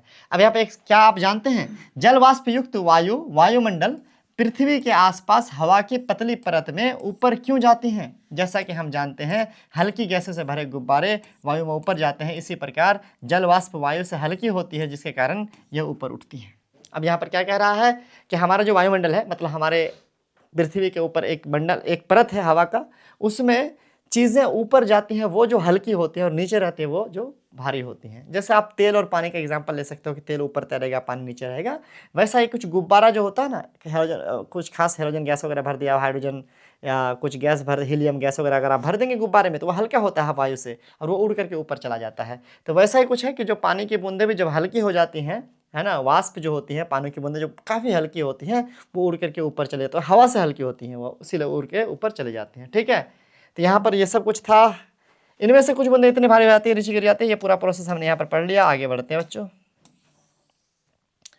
आवी वर्षा के आनंद लेती है और एक कविता रचती है। आप भी इस कविता को पढ़िए, यह कविता आप पढ़ लीजिएगा, है ना। जल की बूंदें आसमान में फिरें, सोचे धरती से कैसे मिले, है ना। वाष्प बन वायु में घूमे, बादल बन आसमान में झूमे, पर बने बर्फ या बारिश की धार, जल कैसे निर्णय ले इस बार। कहीं गिरे तो हिम कहलाए, कहीं वर्षा की धार बन जाए। अब सोचो समझो और करो विचार, किस पथ पर चले जल इस बार। तो आप ये देख लो, एक तरह का पोयम है, आप इसको पढ़ो, एंजॉय करो, काफ़ी अच्छा है अगर आप इसको धुन के साथ, सुर के साथ पढ़ते हैं तो। उसके अलावा ओला और हिम की बात करी थी। कुछ विशेष परिस्थिति में ओला और हिम बनता है, जब वातावरण ठंडा हो अधिक, है ना, तो उस परिस्थिति में बनता है। उसका एक अलग कंडीशन है, 0 डिग्री सेल्सियस से कम अगर मान लो कि टेम्परेचर होगा कहीं पर, तो वहाँ पे वो ओला बर्फ़ वगैरह बनता है। तो वो एक अलग कंडीशन में इन्वायरमेंट जो ठंडा होता है। आप जानते होंगे कि पृथ्वी में हर एक जगह पे एक ही जैसा मौसम नहीं होता। जो आप पृथ्वी के जो क्या बोलते हैं उसको, एक्सिस वाले जो एरिया है जो आसपास के, उस एरिया में ज़्यादा ठंडी होती है, तो वहाँ पर ये पानी की बूंदें बर्फ़ के रूप में गिरती हैं। ठीक है, चलिए। बादलों के निर्माण में धूल के कणों की भूमिका को दर्शाता है। देखो, धूल के कण छोटे छोटे जो होते हैं उसमें बादलों का निर्माण जो है होता है। मैंने अभी कहा कि इंपॉर्टेंट है कि एक धूल का छोटा सा कण के आसपास पानी की बूंदें जमती हैं और क्या बनते हैं, बारिश बनती है। अब यहाँ पर क्या करना है आपको, एक बोतल लेना है, बोतल में थोड़ा पानी भर देना है, ज़्यादा नहीं, थोड़ा सा पानी भरना है। उसके बाद उसको बोतल को मुन्ना लगा करके, ठीक है, एकदम दबाना है ज़ोर से और छोड़ना है, दबाना है ज़ोर से, छोड़ना है, ज़ोर से दबा के छोड़ना है। आप क्या देखोगे उसमें, क्या कुछ नहीं देखोगे, क्या देखोगे। फिर उसके बाद क्या करना है, उसमें थोड़ा भर देना, आप राख भर देना। यहाँ पर देखो लिखा हुआ, समाचार पत्र का एक छोटा टुकड़ा जला करके जल में मिलाएं और इस प्रक्रिया को दोहराएं। अब इस बार थोड़ा राख भर दीजिए उसमें, उसी पानी में, थोड़ा, बहुत ज़्यादा नहीं, ठीक है। उसके बाद फिर आपको क्या करना है, ढक्कन को कस करके बंद करने के बाद 2-3 मिनट तक लगातार बोतल को जल्दी से दबाना है और छोड़ना है, दबाना है और छोड़ना है। अब आप क्या देखोगे इस स्थिति में कि अंदर धुआं बन गया भैया, धुआं, लिटरली। अरे आपने डाला था क्या, राख, और पानी था उसके अंदर, धुआं कहाँ से आया। बेसिकली वो धुआं नहीं है, बेसिकली हुआ क्या कि राख में क्या था बच्चों, राख में छोटे छोटे धूल कण थे, राख में छोटे छोटे धूल कण थे, और आपके गलत हरकतों की वजह से, यानी उसको दबाता, लगातार दबाने की वजह से क्या हो गया कि वाष्प जो बना पानी, वो पानी उस धूल कण के आसपास बन करके ऐसे ऐसे, है ना, क्या बन गए, बूंद बन गए छोटे छोटे। उस छोटे छोटे बूंद की वजह से क्या हो गया सर, वहाँ पे धुआं बन गया बोतल के अंदर। इसका बहुत अच्छा एग्जांपल आप देख लो, दिल्ली शहर में जो पोल्यूशन होती है तो क्या होगा। आपने सुना है कि दिल्ली में मौसम ख़राब हो गया बहुत ज़्यादा धुआं की वजह से, दिवाली के बाद। मतलब मैं ऐसा दिवाली को दोष नहीं दे रहा हूँ कि दिवाली क्यों मनाते हैं ऐसा वैसा, बस आमतौर पर मैं न्यूज़ की बात बता रहा हूँ। और ये सच्चाई भी है कि दिवाली के बाद क्या दफ़ा देखने को मिलता है कि शहर की हवा बहुत ख़राब हो जाती है, एकदम धुआं धुआं, कुछ आसपास दिखाई नहीं दे रहा। बाहर ठंडे मौसमों में ओस की वजह से नहीं दिखना एक अलग चीज़ है, और दिल्ली में मौसम ख़राब होता है और नहीं दिखना एक अलग चीज़ है। उस वक्त यही होता है बच्चों, बेसिकली यही होता है कि धूल कण वगैरह जो होते हैं उसके आसपास पानी की बूंदें जम जाती हैं, उसके आसपास पानी की बूंदें एक छोटा छोटा वाष्प बना देती हैं, जिसकी वजह से धुंधलापन होता है। ठीक है, तो आप ये प्रैक्टिकल एक बार ज़रूर करना, बहुत इंटरेस्टिंग चीज़ है। ठीक है, आइए और समझें यहाँ पर क्या कह रहा है। बॉक्स में दिए गए शब्दों को चित्र में दर्शाए गए तीर के चिन्हों का उपयोग करके चित्र तिरांकित करने या दर्शाए गए हैं। भाई यह क्या है, ये क्या हो रहा है, यहाँ पर कुछ वर्ड्स दिए गए हैं, इसको आपको करना है। देखो तीर करके कैसा बताता है भाई। बादल कौन सा है इसमें, ये सब बादल हैं, आप किसी में दर्शा दो। झील कौन सा है, समुद्र महासागर के, आप इसको झील कह लो, इसी को झील कह लो या इसी को समुद्र महासागर कह लो। अभी जो बोलोगे तो अब यही है, आप कुछ है नहीं तो हम क्या ही बोले। और झील तो कहीं नहीं, अच्छा झील ये सब क्या है, झरना वाला झील है क्या, झील तो नहीं है, झरना से आया, चलो होगा झील कहीं छुपा हुआ। नदी, नदी है, ये वाला नदी कह सकते हैं, ये सब नदी है। अच्छा झील यहाँ पर छुपा हुआ हो सकता है कहीं पर में भी, ये नदी है। उसके अलावा भूजल, जमीन में को पानी, भूजल, फोटो में कहाँ भूजल होगा, वैसे सभी जगह होंगे भूजल, और क्या इस समय भी होगा, इस समय भी होगा, इस समय भी होगा। वाष्पीकरण, वाष्पीकरण जो उड़ रहा है, अच्छा है कौन वाला हीरो, हम ये वाला तीर में हम वाष्पीकरण कह सकते हैं, ये तीर में ये उड़ के जा रहा ना, यहाँ पे वाष्पीकरण लिख सकते हैं इस तीर में। संघनन, जमा हो रहा है ना, तो उड़ करके गया, यहीं पे कर लो कि यही वाला संघनन कर, तीर है नहीं यहाँ पे यार, तीर कहाँ है, तीर में ही दिखाना है क्या, यहाँ पे संघनन लिख देना, चलो जमा हुआ है, संघनन उड़ के गया, जमा हुआ। ठीक है, उसके अलावा वर्षा, वर्षा में आप कर देना ये वाला वर्षा, इसमें तीर, तीर तो है नहीं, यहाँ से भी कर देना वर्षा, ये वाला भी वर्षा कर देना। हिम, हिम ये वाला हिम करना, वर्षा ये वाला कर देना, ये वाला वर्षा कर देना, ये वाला हिम कर देना। इसके पीछे रीज़न ये है कि पहाड़ है तो पहाड़ के आसपास ठंडे वातावरण हो सकते हैं, तो वहाँ पर हिम होने के चांस हो सकते हैं ज़्यादा। हालांकि इधर उधर मौसम में भी हो जाते हैं, लेकिन फोटो तो यार काफ़ी सेटिस्फाइंग नहीं लगा मुझे भी, पता नहीं शायद मैं अच्छे से समझा नहीं, एक बार फिर देखना चाहिए, लेकिन अब तो रहने दो, आगे बढ़ते हैं। मैं भी काफ़ी सेटिस्फाइड नहीं हुआ इस फोटो से, हालांकि तीर बोला था क्या, एक बार फिर देख लेता हूँ। तीरांकित कर यह दर्शाएं कि जल कहाँ संग्रहित है, जल कैसे अपनी अवस्था बदलते हैं और कहाँ जाते हैं। शब्दों को चित्र में दर्शाए गए तीर के चिन्ह का उपयोग करके, चित्र में दर्शाए गए तीर का चिन्हों का उपयोग करके चित्र तीरांकित कर यह दर्शाएं। इसी का तीर यूज करना है, तीर यहां दिया है, यहां दिया है, यहां दिया है, यहां और यहां दिया है। बादल है तो बादल में तीर कहाँ है भैया, बादल तो वही सब है, उसमें तो एक भी तीर ना है। झील है तो झील तो दिख ना रहा हमें कहीं, झील तो कहते हैं कि घिरा हुआ जगह हो कहीं, तो समुद्र महासागर तो चलो ये मान लेते हैं हम, नदी तो चलो ये हम मान लेते हैं, भूजल कहाँ दिखेंगे, तीर कहाँ, अच्छा चलो ये सब इस तरह का तीर भूजल दिखा सकता है शायद, ये वाला तीर। बट चलो मैं जो बोला पहले वही कर लेना यार, मुझे पता नहीं क्यों नहीं लगा सेटिस्फाइंग, मे बी मैं शायद एनसीईआरटी के बराबर सोच नहीं पा रहा हूँ। आगे बढ़ते हैं। मैंने क्या अच्छा किया, क्या जल चक्र, चलो नहीं किया कुछ अच्छा, मुझे सेटिस्फाई नहीं, क्या अच्छा। जल महासागरों और पृथ्वी की सतह से जल वाष्प के रूप में वाष्पित होकर के वायु में जाता है और वर्षा, ओलोंग तथा हिम के रूप में वापस लौटता है। मतलब ये वर्षा के रूप में भी लौट सकता है, ओलों के रूप में लौट सकता है और हिम के रूप में भी लौट सकता है। ओला मतलब बर्फ है ना, और हिम मतलब हिम, वैसा ही बर्फ जैसे ही छोटा। महासागरों में चला जाता है। जल के इस प्रकार चक्रण जल चक्र कहलाता है। देखो भाई, अब यहाँ पर जल चक्र क्या दिया, पूरा डेफिनेशन दिया, क्या जल महासागरों और पृथ्वी की सतह से जल वाष्प के रूप में वाष्पित होकर वायु में जाता है, पहला स्टेप के वाष्पित होकर वायु में गया, फिर वर्षा, ओला या हिम के रूप में वापस लौटता है, हवा में गया वाष्पित होकर के, फिर वापस लौटा और अंत में बहकर फिर महासागरों में चला जाता है, जहां से निकला था वहीं चला गया। इस प्रकार चक्रण, जो ये प्रोसेस यहां से शुरू हुआ वहीं पहुंच गया, फिर इसको जल चक्र कहते हैं। आप इसको याद कर लेना, आगे बढ़ते हैं। पृथ्वी पर उपलब्ध जल का केवल एक छोटा सा भाग पौधे, जानवरों व मनुष्य का उपयोग में योग्य है। अधिकांश जल महासागरों में है और इसका उपयोग सीधे तौर पर नहीं किया जा सकता। बिल्कुल आपको पता होना चाहिए कि हमारे पृथ्वी में कहा जाता है कि 75%, मतलब अगर ये पूरा पृथ्वी में जो सरफेस है उसको अगर हम बांट दें तो इतना सारा पानी है और इतना ही सूखा जगह है, तो हम लोग इस सूखे जगह पर ही सारे जानवर मर। तो कहने का मतलब है कि अधिकांश पानी समुद्र महासागर वगैरह में है, वो नमकीन है, वो जो हम लोग इस्तेमाल नहीं कर सकते। शुद्ध जल जो हम लोग इस्तेमाल करते हैं वो काफ़ी कम है और काफ़ी कम मात्रा में। समझ लो ना कि 1% टोटल जितना पानी है ना दुनिया में, उसका 1% पानी यूज़ करते हैं हम लोग, बाकी 99% तो इधर उधर ही है। डिटेल क्या बोले, सब पानी समुद्र में भी नहीं है, बहुत सारे पहाड़ों पर भी है बर्फ के रूप में। आगे बढ़ते हैं। कह रहा बढ़ती जनसंख्या के साथ जल का उपयोग करने वाले लोगों की संख्या भी बढ़ रही है। जल की बढ़ती मांग के कारण विश्व के कई भागों में जल की कमी हो रही है। अतः यह बहुत आवश्यक है कि हम सभी जल को बुद्धिमानी से उपयोग करें और इसे व्यर्थ होने से बचाएं। आए हम अपने जलाशयों के प्रदूषण से मुक्त रखें और आप प्रकृति के अमूल्य संपदा नामक अध्याय में जल के और संरक्षण के विषय में अधिक विस्तृत जानकारी प्राप्त करेंगे। एक और चैप्टर आने वाला है आगे जिसका नाम है प्रकृति के अमूल्य संपदा, उसमें हम लोग जल के बारे में और पढ़ेंगे। लेकिन एक बात यहाँ पर आपको कहा जा रहा है कि जल बहुत कम है जो हम लोग उपयोग कर सकते हैं। वैसे जल बहुत है पृथ्वी पर, लेकिन जो हम लोग उपयोग कर सकते हैं और कर रहे हैं वो जल बहुत कम है। इसीलिए हमें इसको व्यर्थ में खर्च नहीं करना चाहिए, इसे हमें बर्बाद नहीं करना चाहिए, इसे हमें गंदा नहीं करना चाहिए। हमें इसकी सुरक्षा करनी चाहिए, कदर करनी चाहिए और इसका सही उपयोग करना चाहिए, सदुपयोग करना चाहिए। आई होप कि आपको चैप्टर समझ में आया होगा। एनसीईआरटी का लाइन बाय लाइन हमने एक्सप्लेन कर दिया, सारे इंपॉर्टेंट पॉइंट्स हमने अंडरलाइन करा दिए और बता दिए, सारे क्रियाकलाप हमने समझा दिया अपने स्तर पर। आई होप कि आपको चीज़ें पसंद आई होंगी। तो वीडियो को करो लाइक, चैनल को करो सब्सक्राइब, दोस्तों करो शेयर। लेकिन अभी ख़त्म नहीं हुआ, जल्दी से हम क्या कर लेंगे, एक्सरसाइज देख लेंगे 5 मिनट में कि क्या हमसे पूछा जा रहा है बच्चों। ठीक है, चलो एक्सरसाइज देख लो। निम्नलिखित में कौन सा संघनन का सबसे अच्छा वर्णन करता है? ठीक है, किसका? संघनन का।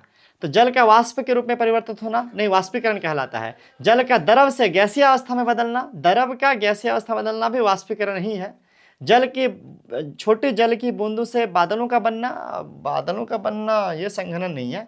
जल वाष्प का उसकी द्रव अवस्था में परिवर्तन होना, यस। जल वाष्प का उसकी, एक मिनट, नहीं, ये वाला छोटे जल के बूंदों से बादलों का बनना, जल वाष्प का उसके द्रव अवस्था में परिवर्तन। क्या पूछा हमसे? संघनन ना, संघनन मतलब जमना।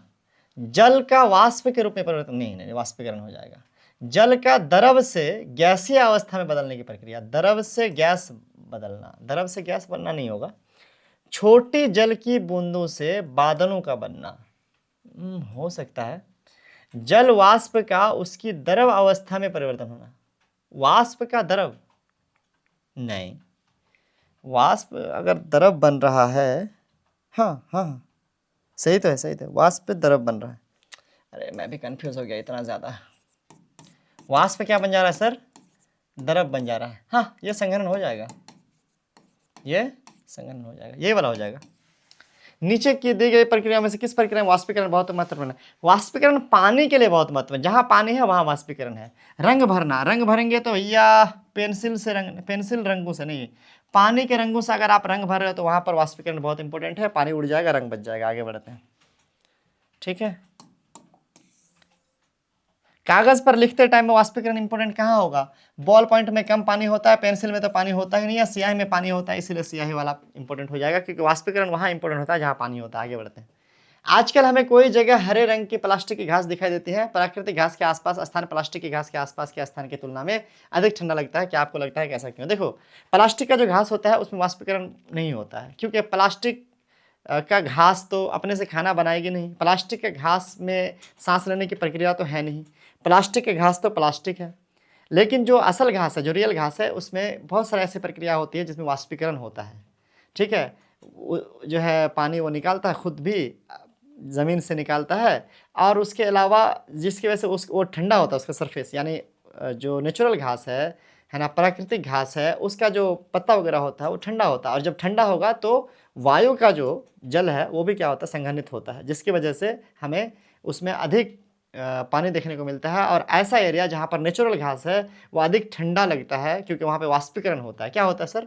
वाष्पीकरण होता है, इसलिए वो अधिक एरिया ठंडा होता है। लेकिन जो प्लास्टिक वाला घास होता है जहाँ पर वहाँ पे वाष्पीकरण नहीं होता, इसीलिए ज़्यादा नहीं होता, ज़्यादा का नहीं होता आप कह लो ना, तो वहाँ पर हमें ठंडा महसूस नहीं होता। आगे बढ़ते हैं। जल के अतिरिक्त अन्य द्रव पदार्थों के उदाहरण दीजिए जो वाष्पित हो सकते हैं। ऑफकोर्स मोम हो सकता है, पेट्रोल हो सकता है, सैनिटाइजर हो सकता है, अल्कोहल हो सकता है, दारू बियर वगैरह होता है ना। दारू बियर छोड़ दो, एक काम करो तुम होम्योपैथिक दवाई लिख लो।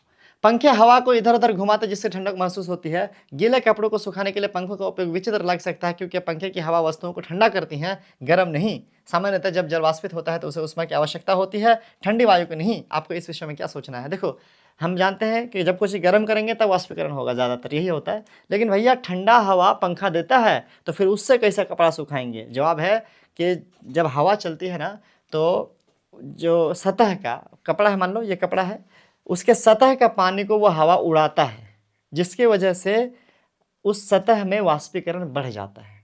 समझे बात को? वाष्पीकरण होने के लिए मैंने कहा ना, नॉर्मल टेम्परेचर भी वाष्पीकरण होता रहता है, रूम टेम्परेचर पर भी।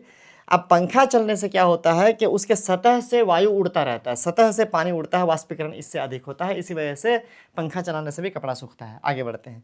प्रायः जब नालियों से कीचड़ निकाला जाता है तो नालियों के बगल में उसका ढेर बनाकर 3 से 4 दिनों के लिए छोड़ दिया जाता है। इसके बाद उसे उद्यान या खेत में ले जाया जाता है, जहाँ इसका उपयोग खाद के रूप में कर सकते हैं। तो कीचड़ को ऐसे छोड़ा क्यों जाता है और इसको बाद में 3-4 दिन के बाद या 5 दिन के बाद क्यों उठाया जाता है? ठीक है, कह रहा है इससे दूसरे स्थान पर ले जाने की लागत कम करती है, इसके साथ ही काम करने वाले व्यक्तियों की सुरक्षा बढ़ाती है। इस पर विचार करें और कैसे ये सब हुआ बताएं। बिल्कुल सिंपल सी बात है। जब कीचड़ निकाला जाता है नाली से तो उसमें पानी होता है, जब उसको 4-5 दिन छोड़ दिया जाता है तो वाष्पीकृत होकर के पानी उड़ जाता है, जिससे कीचड़ हल्का हो जाता है और सूखा होने की वजह से उसको लादना, उसको एक जगह से दूसरी जगह ले जाना ईजी हो जाता है। हल्का होता है तो ज़्यादा से ज़्यादा हम लोड कर सकते हैं गाड़ी में, इसीलिए लागत कम हो जाती है और मज़दूर वगैरह जो होते हैं उसको आसानी से लोड कर सकते हैं, उठा सकते हैं, एक जगह से दूसरे जगह ले जा सकते हैं, तो इससे उसकी सुरक्षा बढ़ती है। यही इसका जवाब था। अगला सवाल, एक दिन के लिए घर में होने वाली गतिविधियों का अवलोकन करें, उन गतिविधियों की पहचान करें जिनमें वाष्पीकरण सम्मिलित है। कपड़ा सुखाना, खाना बनाना और फिर पेट्रोल सूंघना, नहीं यार। कहने का मतलब है कि ये सब घर में होता रहता है जिसमें वाष्पीकरण होता है, तो आपको पता ही है। अगला है कि प्रकृति में जल ठोस अवस्था में किस प्रकार विद्यमान रहता है? प्रकृति में जल ठोस अवस्था में बर्फ के रूप में रहता है पहाड़ों पर, आपको पता ही है, ठंडे जगहों पर, है ना। उसके अलावा ऐसा इसलिए जो ध्रुवीय क्षेत्र होते हैं ना, ध्रुवीय क्षेत्र में सूरज की किरण जो है कम पड़ती है, जिसकी वजह से वो क्षेत्र ठंडा होता है, और जहाँ ठंडा होगा वहाँ पर पानी किस रूप में होगा? ठोस रूप में होगा। जल हमारे अधिकार से पहले हमारी जिम्मेदारी है, इस कथन पर विचार करें। अधिकार तो है कि हम जल का उपयोग करें खाने पीने के लिए या अपने काम के लिए, लेकिन हमारी जिम्मेदारी इसलिए है क्योंकि जो स्वच्छ जल है वो इस पृथ्वी पर बहुत कम मात्रा में उपस्थित है, लगभग 1% या उससे भी कम। तो अगर हम उसका सदुपयोग नहीं करेंगे, सही से उपयोग नहीं करेंगे, तो आने वाला पीढ़ी जो है जल का उपयोग नहीं कर पाएगा और वो उसके त्रासदी से ग्रसित हो जाएगा। इसीलिए हमें क्या करना पड़ेगा? जल का जिम्मेदारी पूर्वक जो है उपयोग करना चाहिए। धूप में खड़े धुपैया वायन की सीट गर्म हो जाती है तो आप उसे ठंडा करते हैं पानी छिड़क करके। पानी छिड़कने से सीट की गर्मी को लेकर के वो पानी वाष्पीकृत होता है, जिसकी वजह से सीट ठंडा हो जाता है। हमारा इसका जवाब एनसीईआरटी का ये कंप्लीट हो गया। अब हम लोग चलते हैं जल्दी से कहाँ पे? अपने अपने पीपीटी की और जल्दी से हम कर लेते हैं रिवाइज। नूरी, अरे भैया तुम ऊपर जाओ अभी 1 मिनट।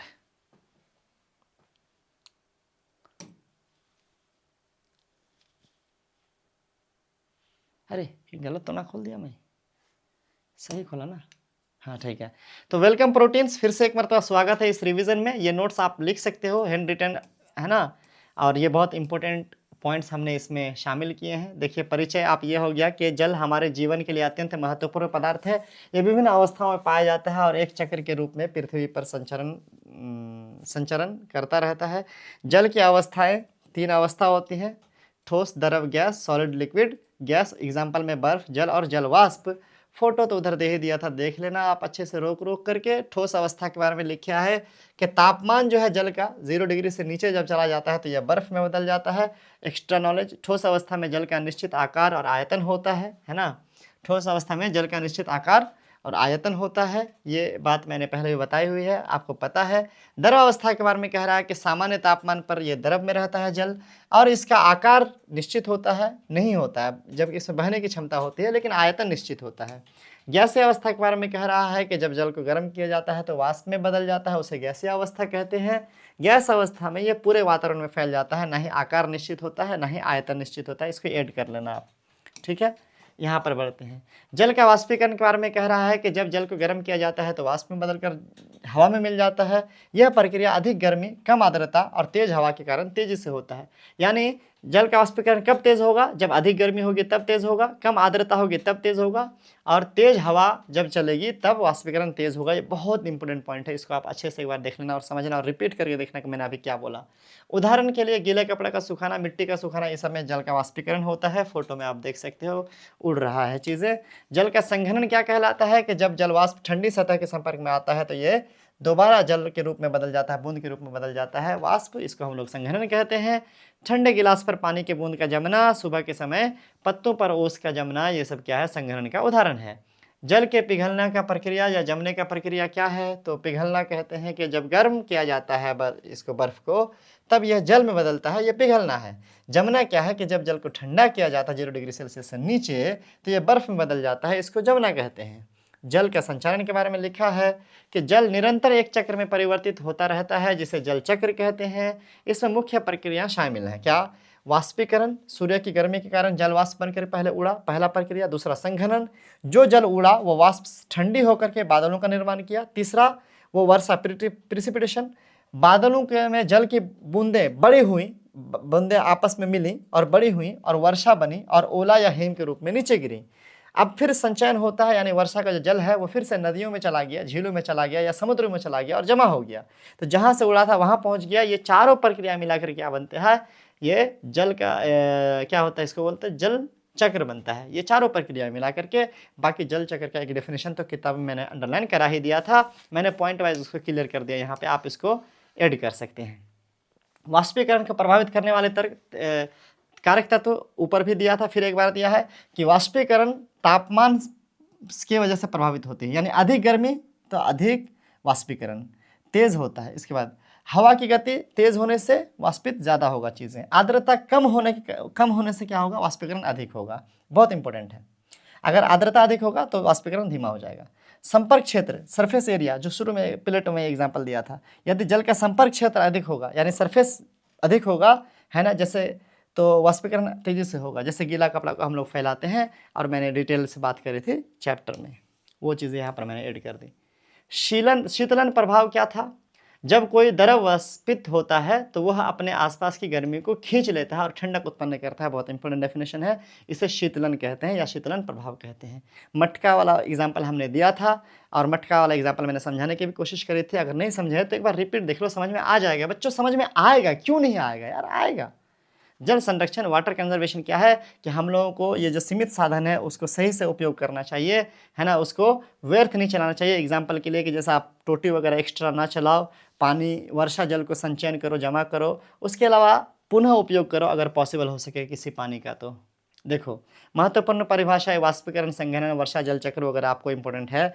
ये सब आप अपने किताब से खोज करके डेफिनेशन, या फिर ये वाला जो मैंने ऊपर नीचे जहाँ पर दिया ये वाला डेफिनेशन, या अपने शिक्षक का जो आपके टीचर क्लास में देंगे वो डेफिनेशन, लेकिन ये सब डेफिनेशन इंपॉर्टेंट है तो इसको याद कर लेना।